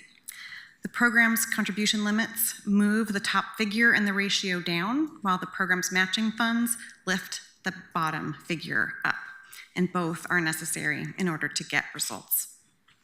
Tracking this, along with many other metrics, helps us see whether the program is continuing to ensure that Portland has a strong and healthy democracy. Next slide, please. The primary challenge the program is facing is funding. The program needs approximately 0.2% of the general fund to be solvent over the long term. It was receiving that shortly after the program passed in 2016, but as the general fund grew over time, the program budget kept getting little cuts here and there, and then was dramatically underfunded for the 2024 election. Right now, if the program were to receive the 0.2% of the general fund, it would be about $2 million. What's proposed for this upcoming budget is $1.3 million. If a similar amount is provided over the next 3 years, match caps would have to be cut by about 60 to 80% for the 2026 and 2028 elections so that the program does not run out of matching funds mid-election cycle. Next slide, please. The Portland Elections Commission was enshrined in city charter in 2024. It requires them to make annual recommendations about how much funding the program needs to remain solvent. So city officials always have a politically impartial fiscal analysis. They also make recommendations to council and the program director on how to improve the program and keep it up to date with a constantly changing campaign finance climate. Thank you for your time. Okay, thanks, Susan. And last but not least, familiar face, hopefully, Ruth Levine, Director of the City Budget Office. Great. Good to see you all. Ruth Levine, City Budget Office Director. So the City Budget Office is the city's centralized financial planning and budget analysis function. We support all bureaus, service areas, city funds, and then the mayor and you all as City Council to put together a budget that is legally compliant, transparent, equitable, and in support of City Council's priorities. This slide provides a sort of high-level overview of our work and shows you a few of our performance measures. The majority of our staff support our budget and financial analysis, and then we also have two other small teams that I'll talk a little bit about, one that does performance management work, and then the Portland Utility Board. So I'll go into a bit more detail on the next slide. So budget and financial analysis has a few different kind of buckets of work. We manage the citywide budget processes and systems in concert with City Council and the mayor and ensure compliance with all state and local budget laws. We provide fiscal analysis to all legislative and administrative actions that have a fiscal impact, so budget ordinances as well as other actions. We manage the city's general fund, including both technical sort of funds management as well as economic forecasting. And then we support funds management and forecasting citywide for all of the funds to ensure that the city's budget accurately represents all of the funds and that everyone sort of operates in compliance with the budget as it's passed. And then lastly, we lead communications around the budget, both internally and externally. And obviously, we've been working with the central communications team and are going to be doing that more. I also want to note that City Budget Office has been known, was created in 2012 as an independent bureau. And so one of the upshots of that, I just thought it was important to point out, is that we're very used to wearing multiple hats. We've supported bureaus during their budget development process. We've supported the mayor during the development of the proposed budget, and we've supported City Council to pass amendments as well as legislation. And so in this new form of government, we're adapting and looking forward to continuing to support you all and wearing multiple hats, something we enjoy doing. And then also, obviously, one of the big pieces of work we've been that's been evolving over the last 2 years has been changes to the budget process as we've entered this new form of government. And so that's, of course, something that we will be working with you all very closely on.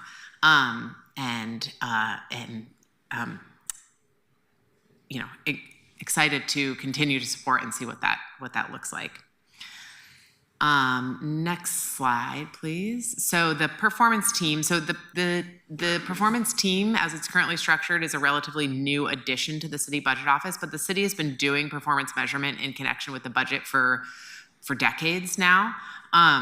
And so what the performance team is very small, it's just a few people, but they do development and management of performance measures citywide. And then there's a position that helps support process improvement, both training and implementation. And then there's a person who manages the Portland Insights Survey, which we briefed you all on separately, so I won't go into detail here on that survey. And then because we're a small team, we also leverage these folks to do other work in our office around communications, community engagement, and sort of data management and like. And then just not on the slide, but the Portland Utility Board, the pub was created and placed in our office as a way to sort of keep it independent from the utilities, but they are an advisory body that oversees water and sewer.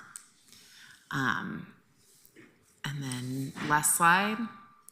So here you can see a few links, and as I mentioned, we're working to really improve our budget materials, make them more accessible, clear, easy to understand. And so we'd love to hear your feedback. I know we're also separately going to pull together a bunch of information on request from the Finance Committee, which we'll provide separately, but this is at least a start. Happy to provide any additional information as you start to comb through these resources and see what we have available. Our budget books are voluminous. There's literally 3 volumes every year, but also they're just very long, which doesn't necessarily make them easy to parse. But we also have a dashboard that's on the bottom there that we've just recently developed to try to better visualize some of the data.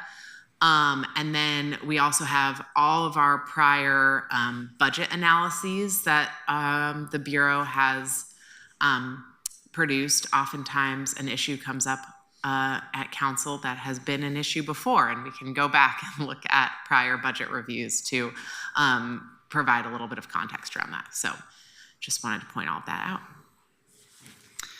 Great, thanks. Thank you all for listening, and I think we've got an hour left to entertain any other questions. Thank you all, and thank you for keeping the presentation tight so that we have that hour. Councillor Smith, are you back in the queue? Yes. Go right ahead. Thank you for that presentation. That was really informative. Going forward, will we have like a link to look at the latest updates of the bureaus as they change some of the requests they may have in their program offers? Can I clarify, Councillor? Do you mean in the kind of operational work that they're doing? Right, or will that just come a change in the package that the mayor brings forward? In the budget? Yeah, so in the upcoming document that the city administrator is preparing, that the city budget office is managing, that will include detail on every decision package, so every proposed change citywide, at least that's made it this far in the process. So that'll include things from a specific staffing change to a change in funding specific to a program, small amount or large amount. So if that document changes at all, that'll be changed by the city manager or the mayor. It won't be from the different bureaus.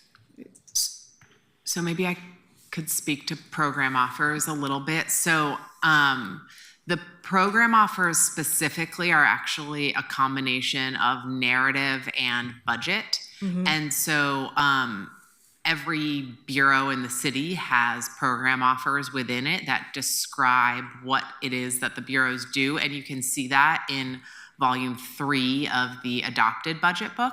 And there will also be, coming out at the end of this month, program offer narrative along with the documents that we're publishing so that people can say, oh, I'm interested in what the city budget office's budget team does. Let me go look at that program offer.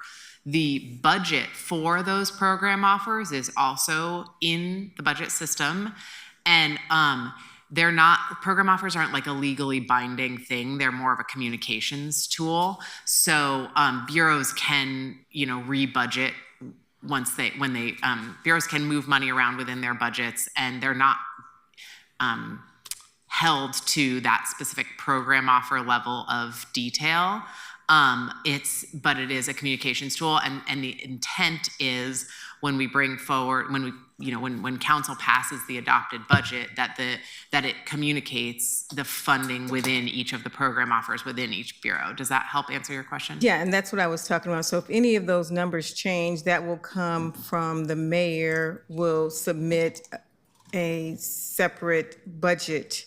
If his initial budget if it's accepted as is, it'll just be as is. But if he makes changes, or if council wants to make changes, will those changes come from the mayor? It won't come from the bureaus? Yeah, Counselor, so, right, so let me back up just for a quick second. So the process to date is that the bureaus have submitted kind of their concepts. Those are being assembled, vetted and assembled, so that is what will be proposed by the city administrator.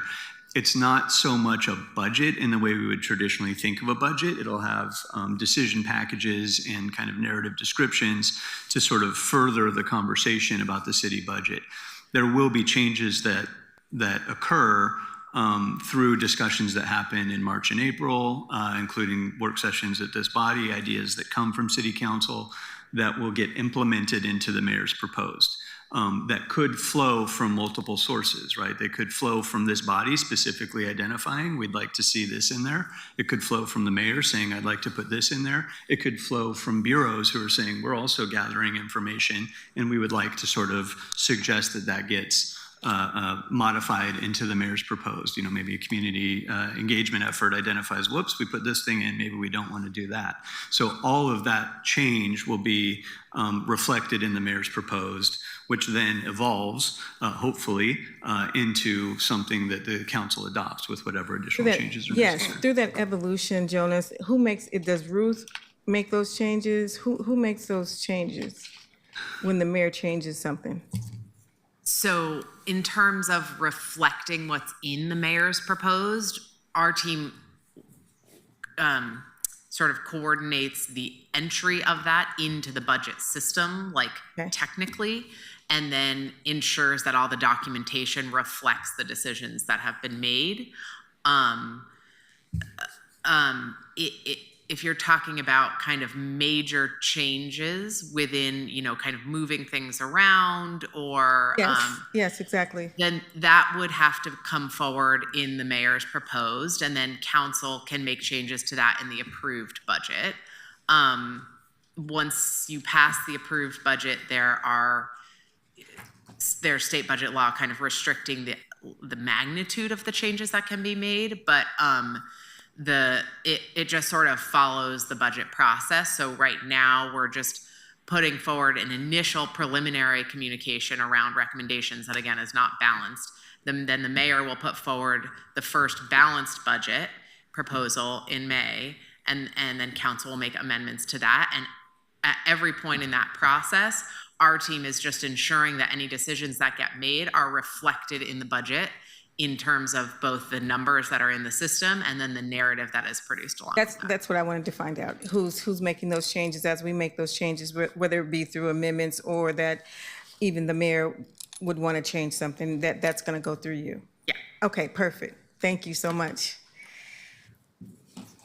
Councillor Dunphy.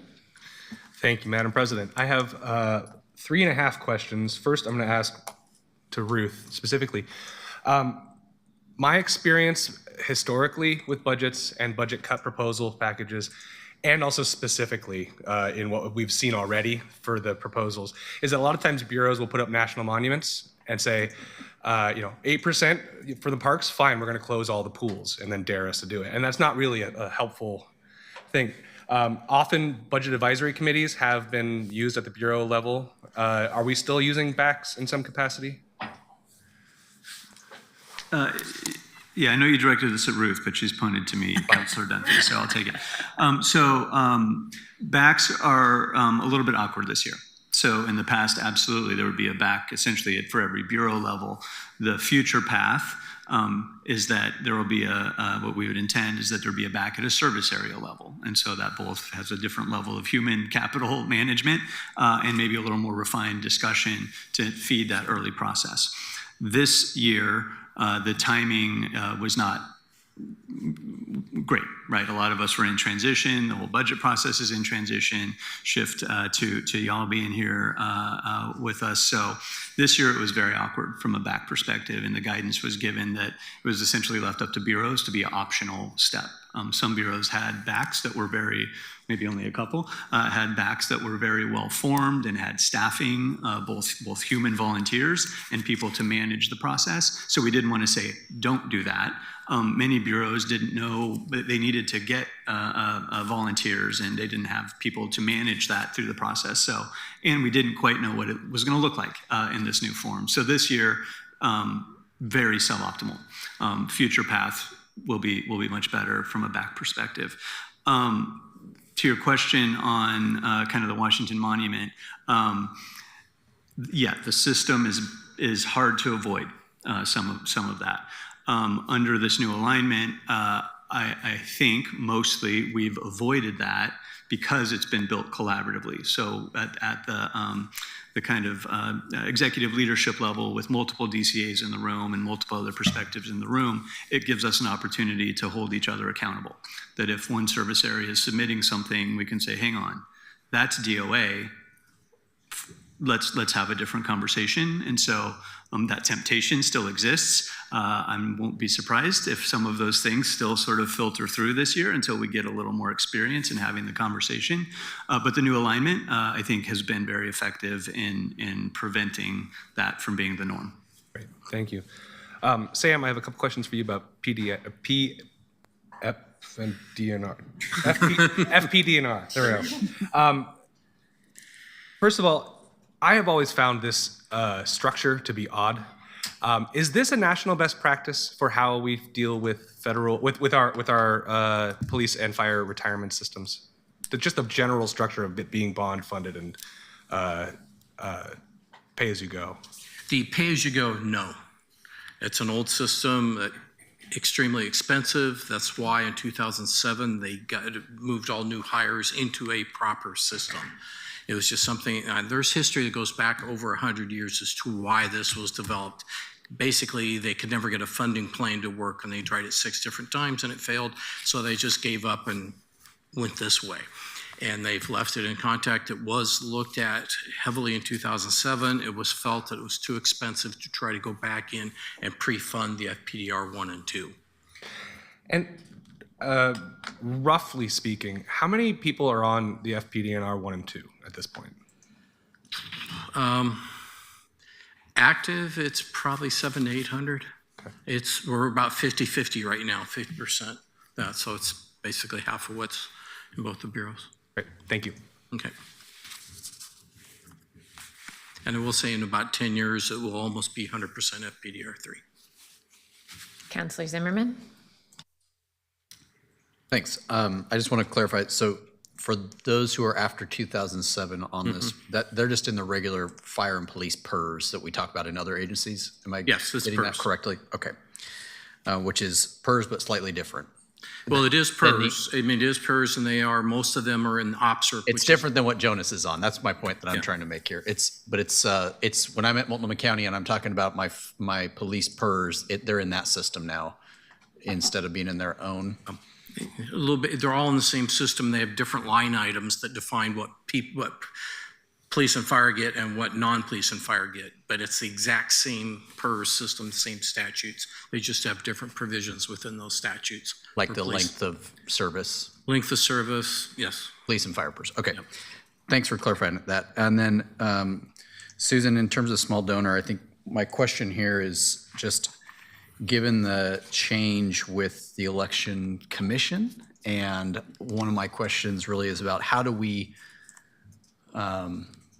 work to clarify where there are some confusing aspects. We've got our elections commission, but then we have our elections officer within the auditor's office, and I've found it to be an acknowledgement that both exists, but also kind of an unwillingness to really talk about either side's program and how they interact. Do you think with this new 2024, do you think there's room for that to be more clear for everybody in Portland? Or what steps do you think that would be helpful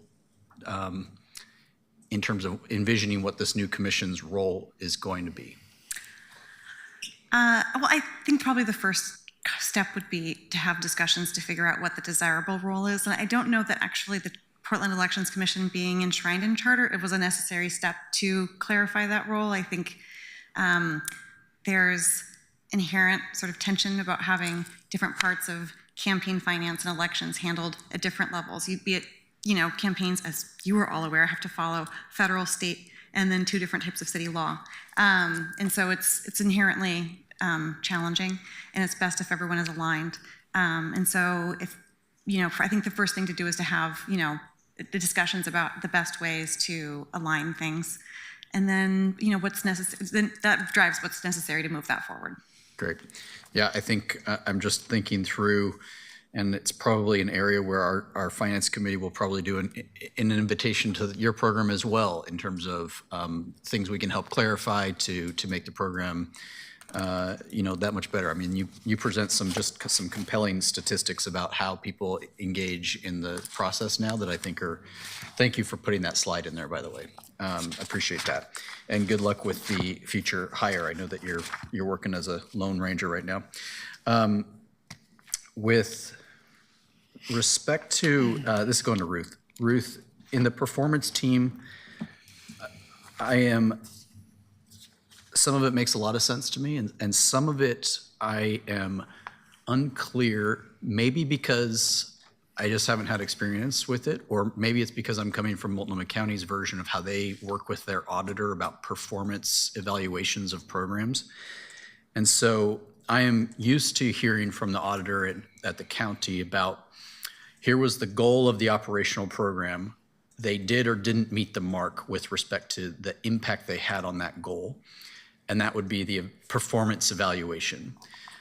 Sometimes that happens internally to a department or to a bureau. Is that what your performance team is tackling? And is that a duplication of what our auditor in the city is trying to do? Yeah, great question. Our performance team, by and large, is setting up citywide processes for performance management. So as an example, right now, they're working to actually transition our budget performance measures onto a new platform called Scorecard, so that we can have one clear place for a sort of slimmed down suite of performance measures that show kind of what all of the, not just the programs within our bureaus, but what we as a city are doing, and what are the things that we look at, what are the points of data that we look at to say, how are we doing those? So it's a much more kind of 30,000 foot level view of what we're doing. Most cities have something like this. You can go to like Performance Seattle as an example, as like an analog. Boston has a good program for this as well. So that's kind of the level at which we're working. We don't do any, at this point, specific program evaluations. Although I would also say that as a person with a background in program evaluation, that what the auditor does is also somewhat distinct from a true like in-depth program evaluation, where you're saying there's a policy question that we want to figure out and we're trying to answer, if we go with option A or option B, are we more likely to get what we want, that you might set up like a robust program evaluation for. So I think there is still room for that, but we're just not staffed for it right now and don't have the resources for it. So I think, so for sure, kind of the existing work of the performance team, truly it's like 1.5 people's worth of work. It's not a big team. On the performance management side is really around getting those performance measures kind of set up and then managed and communicated in a way that is useful and informative both for decision makers and for members of the public. Okay. And Councilor, if I may also just add, I know we've had discussions a little bit today and in Finance Committee last week about kind of the long-term vision of the budget, which is it's an annual kind of year-round discussion, not a point-in-time discussion. And those kind of performance metrics that are managed are a really important step in that process so that we can implement the budget and then come back and say, how did we do? And that becomes part of the discussion in thinking about that next cycle. Thanks. And Ruth, I appreciate the way you framed some of that up. I think it can be one of the difficulties when we've got an auditor's role, but also any leader worth their whatever the saying would be, should be monitoring performance, and there is a team that helps you do performance evaluation, and I kind of think of those as complementary but distinct from one another. And so I can envision a city a couple years from now where we've got fairly robust performance management in each of the service areas, and then the auditor in their own elected role for that transparency and the deep dives on certain areas being a different type, but they're not one in the same, but they are certainly complementary. I appreciate that. And then lastly, I have been to a GFOA conference, which I'm sure you're just thrilled to know, and I certainly was thrilled to be there. It's definitely not the most barn-burning conference, but I really hope that you will invite Councilor Green to one of those. I think he will dive into it and be a great person on behalf of this council to send to a GFOA conference. So appreciate that feedback, and you're speaking to folks who love going to GFOA conferences. You guys drink some very stiff water there. Yeah. Okay. And Councilor, it's May, I think, or June in DC this year. There you go. And then I just wanted to in terms of Jonas's answer to one of my colleagues about the Washington Monument side of things, I appreciated the question and the answer. I think that when I'm looking at who is, from a staff leadership perspective, who is stepping into the role of truly serving in a way that represents the city, people will be successful in my eyes who are not playing Bureau turf wars. Insofar as if you are willing to put up a Washington Monument, you are telling me that you're probably not a city leader, you are a certain sector's leader, and that's probably not what we're looking for at the highest levels of this organization. And so I appreciate that question got asked, because it's a past practice that I really hope expired on the 31st of December, because I don't see a future for those types of shenanigans moving forward. So thanks for answering it so clearly.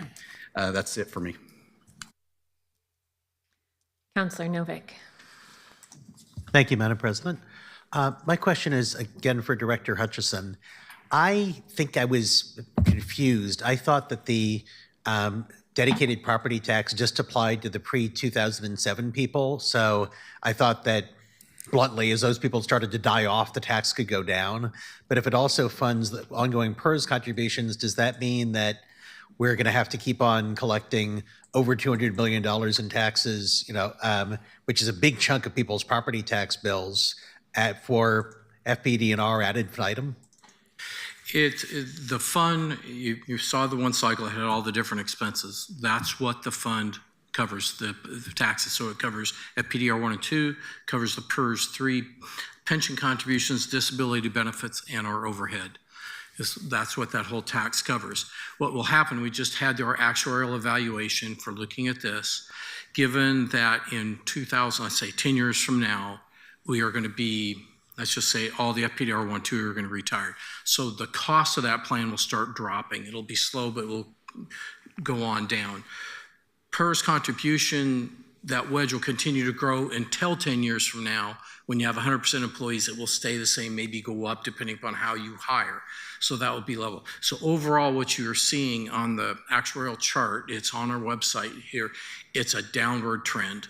Significantly downward trend over the next 20 to 30 years, because the biggest pie here is going to start dwindling, and the PERS contributions will not grow in number-wise what is declining in that piece of the pie. Okay, that's encouraging. Now, maybe this makes no sense now with interest rates so high, but if it were allowed by the charter, is it possible we could do a bond over the next 30 years and spread the cost out over 30 years and give people now some tax relief? It would tax relief, okay, what would happen, let me jump in and ask a question. Are you assuming that we're pre-funding FPDR 1 and 2? Is that what the... I confess I don't really know what pre-funding means, but okay, yes, I think so. If you want to get to the point to FPDR 1 and 2, so you're working pre-funding and having money to invest and cutting down, if I were to 100% pre-fund that plan tomorrow, we would have to come up with $3.2 billion. That's your problem that you have with it. Now, there's been a proposal by some people, let's do that over 20 years. So we get all that upfront spread it instead of 1 year over 20 years, and then after that 20 years, you will see the taxes drop dramatically. But during that 20 years, your taxes will go up. You pay more in taxes today, so you pay less in taxes into the future. And I'll tell you, in 20 years is when you'll start seeing that. I'm 68. I will statistically be dead before I see the end of that 20 years. So for that time period, I, as a senior citizen in the city of Portland, will be paying higher taxes with no additional benefit for those taxes. I'd rather pay it for parks than I would to try to pre-fund this program. I'll suffer it out. I understand the logic. I think it's been presented to you in different ways, but that's what happens when you pre-fund. You got to pre-fund it no matter how you put it out. It's got to be paid by taxes. You can try to float a bond, but the bond has to be repaid with taxes. It's hard, and that's why in 2007 they decided not to do it, is trying to get all that fund to because most of the people that are on FPDR 2 and 1 are retired, so they're not contributing. The employer's not contributing, they're not contributing, so the taxpayers have to contribute for their future funds. So there's logic to it, but it's a 60-year run out to get the full benefit of that kind of concept. And Counselor, I would add to, pension borrowing is a speculative activity. So there are circumstances, including some that the city of Portland has taken in the past, where it's worked out very favorably, in my opinion, largely due to lucky market timing. And there's been circumstances elsewhere in the state and elsewhere in the country where it's worked out very much not favorably due to poor market timing. And so I would just flag, not only are there some other sort of debt capacity challenges around borrowings of that size, but as a tool, it's not consistent with the best practice. Okay, but it sounds like we can tell people that 10 years from now or thereabouts, the property tax will start going down. Yes. Okay. And again, if anybody wants it, we have the actuarial analysis, which shows the charts for that pretty easily for that. So if anybody wants it, let me know. I can give you a link to it. Thank you. Counselor Green. Thank you, Madam President. I'm on everyone's favorite subject, which is also FPD&R. Okay. I just want to continue on this because I think this is a really worthwhile conversation, partly because right now the city's like, how did we get ourselves into such a financial state? Like, who made these decisions? And now we've all got to deal with it. What I don't want to happen is 10 years from now, 12 years from now, 20 years from now, people look back and say, what the hell were these guys doing? And so I'm going to ask this question and maybe pose a way of thinking to the council is that, by the actuarial charts that I read, in 2024 was $163 million for the Series 1 and 2 obligation that comes out of our property tax revenue. Now that line is projected to peak at 2036, but it doesn't get back to today's dollars until like 2053. Yep. So it's not really correct to say in 10 years your property taxes will go down. It's more correct to say after 10 years it will stop increasing as a share of your property tax bill. Good point. And so, and I say this because I do want us to think creatively about it and not write it off, because I think there's more than one ways to skin this. Like, we don't have to go out and float a bond that writes $3 billion to pre-fund it all away. I think we could think about asking the question of, do we think it's fair that this burden falls only on property taxpayers? Or is there a way to conceive of a new revenue structure, which we probably already need to do anyway, because our general fund is really sensitive to property tax revenue and compression risk.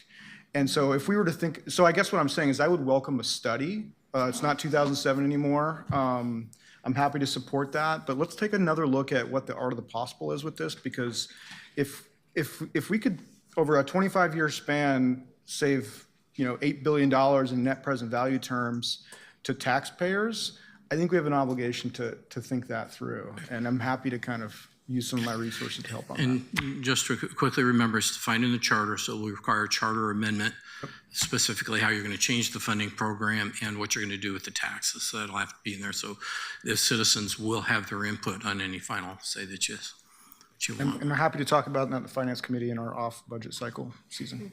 Thanks. Councillor Canal.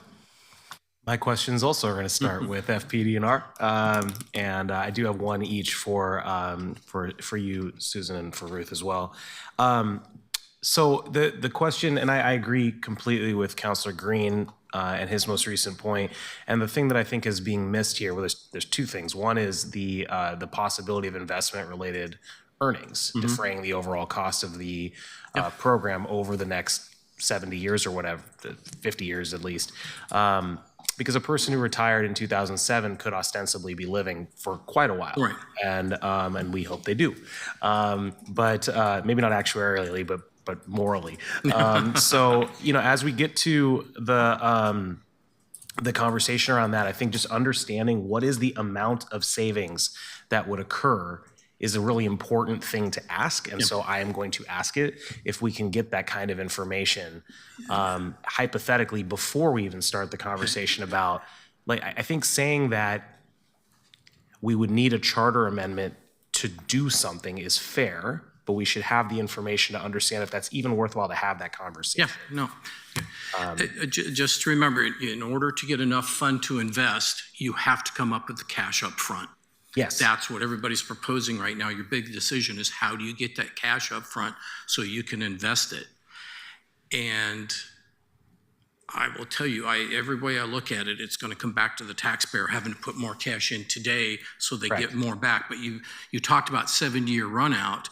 So somebody who, like me today, is in their 60s, I will see zero benefit. So you're going to really have to talk to the public and convince it. You're going to have people that are going to be young enough who are going to own a house and live in the city of Portland for 70 years before they get the full payback of this kind of plan. So that's the battle that you're going to have, is how do you benefit the taxpayer today versus the taxpayer tomorrow and the taxpayer in 30 to 40 years. I guess what I'm saying is that respectfully, I have political advisors. Mm-hmm. And I'm looking for budgetary support right now on this and the facts and figures related to that. Because I'm 38 and I pay rent, and that goes into the conversation. Obviously, property taxes are passed on as well.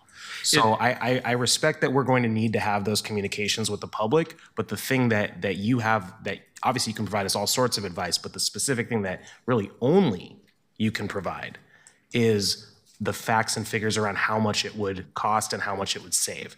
And I think a few scenarios on that would be incredibly helpful for us. We can talk some more because it's more complex than that. We have to come up with what kind of plan, because each plan has radically different costs and savings, and what do you want to do with it.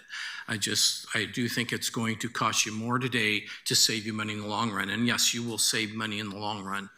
But then again, you talk about age, who's going to benefit for that savings. Exactly. And I think the intergenerational equity components of this are really important because of the fact that we are currently paying for services that we are not getting, that the last generation passed on to us. So how do we make sure that we're not passing those on to the next folks is, I think, the question that we ultimately need to be asking ourselves around FPDR. My question to small donor elections is your projection about $2 million into the future and the percentages that would be cut is, I'm guessing, based on some sort of modeled out estimate of how many candidates there are that would qualify. Would you be able to share that information at another time with us as to how you got to that number? Yes, the Portland Elections Commission will be informing council of their funding recommendations for the program, and they will show you their math. Great, thank you. And then for Director Levine, if you could just speak to, because we don't have any budget analysts in our council operations team at this moment, and I asked this question of a few other folks as they've come through, like the city attorneys. Who do you view as the recipient of CBO advice? Does the CBO advise the administrator, the mayor, council, all the above? How do you view that? Good question. I mean, I think all of the above. As I said earlier, we are very used to wearing multiple hats. This is not a new concept because even though we didn't have separate legislative and executive, we had separate phases of the budget. So yeah, I mean, I think we certainly are advising you. I'm happy to continue conversations about how to do that differently now that we're in the new form of government. And certainly the paths of legislation and the like are changing. So we're actively talking about how to support that differently. But But yeah, we are here to support you if you have any budget or finance related questions. Thank you very much. Thank you all. Counselor Clark. Thank you, Madam President. This is not a question about fire and police disability retirement. I think all of us here that are the sort of government finance walks are really enjoying this. This has been great. I appreciate everything that you shared. But I just want to go back to that simple question I asked earlier about the TSCC. I guess because I had to go to the TSCC when I worked on the payroll tax and get approval, and I just wondered, what's our relationship to it? I can take it. Or do we have one? Yes, we do. So the Multnomah County Tax Supervisors and Conservation Commission, they cover us, the city of Portland, as an entity. We work with them, our office works with them on all of our budget process related questions. Their staff are great. They're a really good resource for any questions about how to remain compliant with Oregon budget law. Probably your experience is that anytime there is a tax being referred to the voters, that does have to go in front of the TSCC for a specific hearing before there's a deadline that I'm forgetting off the top of my head, but there's a certain number of days before it can actually be referred that you have to have a specific TSCC hearing. So just something to keep in mind if anyone's in terms of the timeline for new taxes. Yeah. And Ruth, do you want to just talk quickly about the role? Because there will be a TSCC hearing specific to the budget adoption because that is a tax implementation. Yeah. So in just before the adopted budget, so it's between the approved and the adopted. So I think it's scheduled for June 10th, tentatively for this year. The TSCC, which is made up of residents of the jurisdictions, conducts a hearing with each of their jurisdictions. So they will come and conduct a hearing with you all, and it's a bit of a funny thing because it's kind of a role reversal. Sometimes they actually sit in your seats, but you don't have to do that. Where they ask you questions, and we'll talk more before June about how we're going to conduct that and how our office, is heavily involved in supporting for that, or has been historically, so we can talk more about that. But they ask a lot of questions. The actual commissioners are the ones asking the questions in that hearing. And then in addition, the staff of the TSCC review our appropriations schedule to kind of make sure that it's compliant. And that's part of the reason that there's a window of time required between the approved budget and the adopted budget.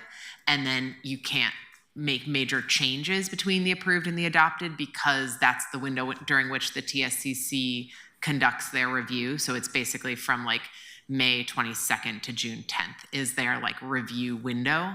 And so they're doing both the kind of staff work of reviewing the appropriation schedule, and the commissioners are developing their questions. So if we make amendments throughout the year, we don't have to go back, do we? Or do we? No, we only have a TSCC hearing once for each adopted budget. Obviously for supplemental budgets, for major supplementals, there are requirements around in state budget law around what has to come to council, but you don't have a TSCC hearing for those. Okay, thank you. And I have other questions, but I'll follow up individually with you. Thank you. Thank you so much. Counselor, we do have time if you have additional questions. Okay. Director Levine, I feel like we haven't had enough questions about the budget process yet. I'm wondering about program offers and proposals that bureaus submit that are a part of the consideration that the city administrator goes through, that are a part of the consideration that the mayor goes through, that we might want to see, even if they are not included in that proposal or that budget. Is that something that you historically get to all of council? Do we see all of the program offers, even the ones that have not been included in the city administrator's proposal and the mayor's proposed budget, or do we only see the program offers that they bring forward to us? Yeah, so quick point of clarification on semantics, and I know different governments use these terms differently. So we have the term decision package, which is the change in the budget that's being proposed. So you have your base budget, which is like what was ongoing last year, and then you have decision packages that add funding or reduce funding. The program offers are just a way to essentially code our work in a way that's supposed to say, they can actually cross bureaus, but like, what type of work are you doing? So is it The decision packages. Sorry, that's the program offers are just a communications tool to say what type of work we're doing. The decision packages are the actual decision points for you all, where first the mayor will say thumbs up, thumbs down, don't want to include this one, yes, want to include this one. And then you all will have that list of decision packages and whatever else you want to reflect in the budget. And we will be publishing all of the decision packages that have been submitted at the end of February. So you and the public will be able to see everything that was submitted, whether or not it was recommended in the city administrator's recommendations. Great, thank you. And it looks like Councillor Canal is back in the queue. Thank you. You said the program offers just a second ago can cross bureaus. Can we expect to see, for example, behavioral health, which is covered under Parks Rangers, PPB, Port and Street Response? Is that something we could expect this year, or is that something that simply can happen? It's something that can happen. There are some, I don't want to get out too far over my skis here, but things like legislative and administrative things are like it's sort of a type of work that happens in lots of different places. I will say our program offers really need some kind of revamping. We've had they were introduced, I'm going to forget, I think under Mayor Wheeler, I forget what year, but I think we need to do a better job of using them to be consistent in communicating in a way that's helpful about what the work is that's actually happening. But right now there's the infrastructure there in our system to do it. We just need to. There are hundreds of them, and so it's a lot of work to kind of align them. And there's actual money in those buckets, so bureaus would have to move it around. And in any case, it's totally doable. I will not claim to you right now today that they are organized in a way that's going to be super, super helpful to you, but I do think there's really good information in there. If you go look in volume 3 in the program offer book, in the adopted book, I think there is good information. I think it could be better, but yeah. And relatedly, sort of relatedly, the decision package side, you said that that's for changes. There are often, and this relates to something Councillor Dunphy and Councillor Zimmerman talked about, often the only time we really learn about the level of detail about the things that would not change are when they are put up as national monuments, which is a phrase I love using. Thank you both for that. But where would it be published, the level of detail on the parts that would not change? Yeah. Because those might be things that we would like to either increase or decrease funding. Yeah, absolutely. I think it's a good question. We have historically done that in our CBO reviews. It's what we call them sort of base budget reviews. If you've ever heard people say zero-based budgeting, right? It's kind of like look at the whole enchilada and not just the marginal change. And so, our CBO reviews were a place where we did that historically, where we kind of did the whole thing. I think we just need to continue having conversation about that. I think it's really challenging to do it in a way that is accessible and not hundreds and hundreds of pages, which is what we used to produce. And so I think we will need to evolve some structure where we understand from you all, either through committees or whatever, what are the types of things that you want to understand better, and we can take bites of them. And I've seen different at GFOA conferences, you may have heard speeches on this, but some places will take a deep dive on one area one service area per year, where like it's your turn to do a deep based budget review or whatever, or council can identify what are the areas they want to see. So I think it's just something we'll need to evolve going into future years of like, what are the questions you want answered? Because in a budget of the size of the city, there's no like, I can't produce a pithy 10-page report that's going to tell you what happens in every corner of the city and what might you want to see. So I think we'll need to evolve that. I will say there are some analyses that we are going to highlight in the city administrator's document that are in progress, and that I think is an area where we can continue to work with you all over the coming weeks to understand better, like what are the questions and what is the analysis you want to see and what is the format in which you want to receive that. And can I just add too, this maybe feels like a little bit of a good news, bad news kind of a sandwich, but some maybe bad news is that this is not going to feel super satisfactory, because we're in this moment of kind of completely evolving the way that we do all of this, really soup to nuts within the construct of state budget law.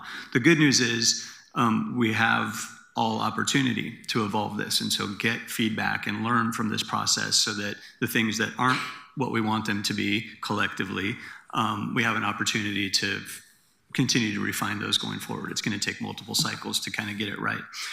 Also, good news is that we are here and willing and able, and maybe even begging, to communicate with you and find those forums to do that so that you can have that information. Committees are a great place to do that. The bad news on the other end of that sandwich is we do have limited human capacity. So just give us some grace if you can, that we are aiming to do all of that. And often it's just very, very difficult to dig down into that level of detail with all the other things that are going on simultaneously at the same time at the city. So, but really, really looking forward to the opportunity to elevate that discussion with you. Thank you. And the thing that I forgot earlier, and I don't know who might want to answer this, but I wanted to ask about the integration, if any, and this is on a completely different subject, between the racial equity program that you brought up in the title slide and the investment side of the house. We talked about sectoral or industry-based limitations on investment or types of things that can be invested in, but we hadn't yet talked about that side of it. And I wanted to understand better to the degree to which those two parts of your shop are working together. So on the investment, you're talking about like portfolio investment? Yes. Side. Yeah, honestly, probably not that well integrated at this moment, I would say. That's an area where we probably have some more work to do. A large part of our portfolio investment, because the limitations in policy are so limited, there's not a lot of opportunities to sort of choose different investments. That doesn't mean we can't always look at other lenses when we're doing that as well. So thank you. And I have a lot of faith in your racial equity program leadership, and I want to do what I can to support that integration. Great. Thanks. Great. Thank you. Councilor Zimmerman. Thanks. If you've talked to your colleague at the county, she knows, and she'll tell you I love the budget book day. When I get those stacks, I'm one of the few who still wants it printed and on the desk, so I'm looking forward to it. I'm not going to go through 1,000 pages online, so I'm a highlighter guy, so looking forward to that. I am inviting, I think, as an extension of your conversation, inviting the rest of council, is that I agree with Jonas, is that we are in a mindset of how to get through this year in a midst of change, but also I would like to work as the Finance Committee and with the other members of the Finance Committee to hear your things you definitely want to see in the budget process so that we can work as hard as we can to integrate that, right? So if you have those, we are all ears, and the five of us will work with them to package the best recommendations back to this body as we can in terms of what's workable. And coming at the next Finance Committee, we will be looking at, and I hope referring to the rest of council, a document that we will normally take up a lot earlier in the schedule, but for this body to adopt its budget schedule, its community engagement schedule, that gives you all the dates of TSCC, that gives you an idea for when to see an executive budget versus the other packages, et cetera, et cetera. And so that will be coming in short order so that you are all able to block out and also see where the touch points are throughout the rest of the season. That I think is some of it is kind of standard operating procedure, but nothing about this new form is standard operating procedure. And so we're all figuring it out. I have never been a part of a budget where the budget officer was not sitting at the dais, right? The mayor or the chair. And so that's different, or the city manager. So it's an invitation, I guess, is really what I want to just lay out there. There is 12 different versions of what we all need to make decisions, and I'm inviting so that the 5 of us on the finance committee can do our best to incorporate those. So thanks. Counselor, I have bad news. As somebody else who likes the budget book and reading through it in paper, I have been told that we don't produce a paper copy at the city. Is that correct? P&D thanks you. We have not for several years, but you've noticed I don't do well with prohibition. We do have printers. Yes. Printed. I hope that you are hearing that there may be some counselors who would like paper copies of our budget. We'll start printing now. Thank you. Counselor Green. Thank you. Just out of curiosity, is there a market right now for bullet bonds? Bullet bond? I'll say there's a market for anything. The cost for it is the delta. I assume by bullet bonds you just mean a single rather than serial bonds, just a single maturity. Yeah, I'm talking about interest only until final bond principal is due. Yeah, I mean there is the city as a AAA rated city could find a buyer for a structure like that. There's trade-offs, right? And so that's the thing that we'd have to consider. That would be outside of our debt policy. That doesn't mean it's an impossibility. It just means there's some other conversations that have to occur before making that decision. And I know Matt behind me is probably stressing out and sweating just hearing the question, so we'll let him stay there. Thank you. Counselor Novick. I just have to take up the Washington Monument issue and say that I think that our situation is bad enough that I expect to sacrifice the Washington Monument and the Vietnam Memorial and the Jefferson Memorial. I'll be happy if we can just hold on to the Lincoln. Counselor, I'd laugh if we weren't that close to that point in the budget. Counselor Smith. Thank you. And I do have to agree with the president and with Counselor Zimmerman. I do love a book because I can look through it. If everything like under the 6 DCAs, these are the actual departments and bureaus, and put their line items with those program offers, because then I can look at that. If you have it in a spreadsheet or you're looking at it online, it might just say shelter services, right? But what the program offer does, it gives you all the detail that you need to know. Oh, this is this shelter service, or that shelter service, or this infrastructure, or this public works. So you know clearly what it is, and you can snatch them out, put them in. Nope, yep. I mean, it is much easier to read after someone who has done this about 8 years and looking at these, and then afterwards and looking into those books. It is so much easier to read and understand.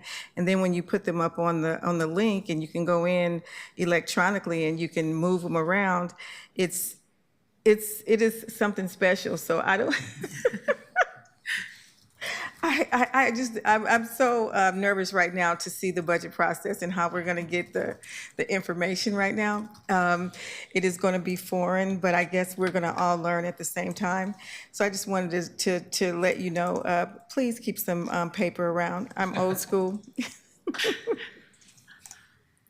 Counselor Murillo. I just wanted to let all of my fellow counselors know that I will teach you what Control F is so that you can use the online budget, and it'll be really helpful and useful. Thank you guys for this presentation. So, Director Beery or DCA Beery, I'm hearing that you may need to add a line item to your budget request for reinstating paper copies. Director Levine, you mentioned that the base budget reviews aren't happening this year, it sounds like, but that we can figure out what we need in future years. So for this year, what can we all expect in terms of specific details about things within the budget that we might not be getting in the decision packages from bureaus? You've got 10 folks who are new to this council, one who is coming back but hasn't seen the budget for a little while, and I know many of us have experience with different parts of the city budget, but we don't have the level of depth that my colleague to my right may have. What can we expect from you to make sure we have the information we need to actually dig into the budget? Yeah, I'll take a pass and then have Jonas answer as well. I mean, I think it's not that there was no base budget analysis done, it just wasn't done in the same way that we used to do it. CBO used to provide reviews in March of each year in which our office actually did the thumbs up, thumbs down exercise for all of the decision package, and we would publish that along with the base budget reviews. And we're no longer doing that in this form of government. The document that's coming out at the end of the month, there is, we tried to keep it short enough that somebody might actually read it, but there is analysis in there of kind of what was recommended, what wasn't recommended, and then what are some additional areas of analysis we're looking at. But there is certainly not kind of like, I'm thinking about examples of reviews we've written in the past about kind of like BOEX budget and the response times and how their budget has changed over time and how their response times have changed over time and things like that. That is not being produced this year. So I think the question then is over the next, whatever it is, 12 weeks, how would you all like to get information on what is in the base budgets? I mean, we can get you all kinds of information. There's more information on any of the decision packages, right? Or more conversation that can be had about what types of trade-offs would occur if you did one or the other. And then there's also conversation around what's not in those decision packages, some of which will be teed up in the document, but not fully fleshed out. And then there may be questions that we haven't teed up yet at all that you all have. And maybe, hopefully those will be that reading the document kind of sparks ideas in your mind of other things you would like to see and questions you would like to ask. And then we need to have a prioritization conversation of how to spend our collective time and effort to answer those questions best for you. So I don't know the answer to how you want to achieve that. I'm sure the finance committee will be a part of that, but I just don't know. I think it's something we'll need to come up with an answer for in the next few weeks here on, okay, you've read this document, you've seen what's in it, what else do you want to know about, and how should we go about doing that? Yeah, agree with all of that. It's going to evolve, and this is we'll practice and see what works best, and we'll try stuff, and it may work and it may not. Finance committee is an opportunity. Other committees, if there's topic-specific budget items, is an opportunity. We'll have a work session or more than one work session, so that's some opportunity. The 24-25 budget documents have at least last year's program offers. They won't be perfectly aligned to this year, but at least as a resource that exists to give you some context. We're happy to do any other type of forum, a district briefing or multiple districts or other kind of groups. It can be as light a touch or as heavy a lift as you wish. And just those both have trade-offs, right? Light touch, a little less information. Heavy lift is a heavy lift, but we're willing to accommodate that. What is super valuable, and I think this is a exciting outcome of this new alignment and conversation today, is it has to be an active conversation. that we have to be able to sort of gather this information together so that the budget that gets put forward in May and the budget that is adopted in June is reflective of all possible priorities. And that's not going to be able to happen if we can't make time to have time and space to have those conversations. So as we said, we've got a pretty limited window to figure out how that's going to work. I can, as you guys all well know, getting on calendars among any of us up here is really challenging. And so we'll need to really start scheduling that ASAP to get those conversations going on, but look forward to having those conversations. Can I add one last thing? Please. Which is that I feel like I didn't give my staff in the city budget office a sufficient shout out because they are super talented budget analysts, and they are the ones who actually do all of the hard work on answering these questions. Even things that seem like simple questions are often not in budget land. And so, but I'm also offering that I will work with them to, prioritize and get answers to you on the questions you have over the coming weeks about the budget. Thank you. Councillor Smith, is your question quick? Yeah, it's quick. Okay. It's almost like, why would you reduce it from what it was last year? Why would we dramatically change how the budget is presented? Are we still going to have fiscal year 23, 24, if this is an old program that we paid for, will we have a line item that said if we paid for it for the last 2 years and what the over under is on the third block? In the proposed. At the end of, so we will have program offer data and narrative coming out at the end of February. So you will still have all of the program offers citywide. So that is still there. Maybe I didn't make that clear, sorry. Okay. So you will still have all of that. The part you won't get as much of, you still get some of it, is the kind of extra analysis that CBO does on all of those things. So kind of detailed questions that we would try to answer in that our CBO reviews. But you still get all of the program offer narrative and data. You will still see, how the funding has changed and the staffing and all of that kind of stuff in the program offers. If it increased or decreased FTEs and all of that. Okay. Yes. Thank you. Councillor Ryan, we have 1 minute.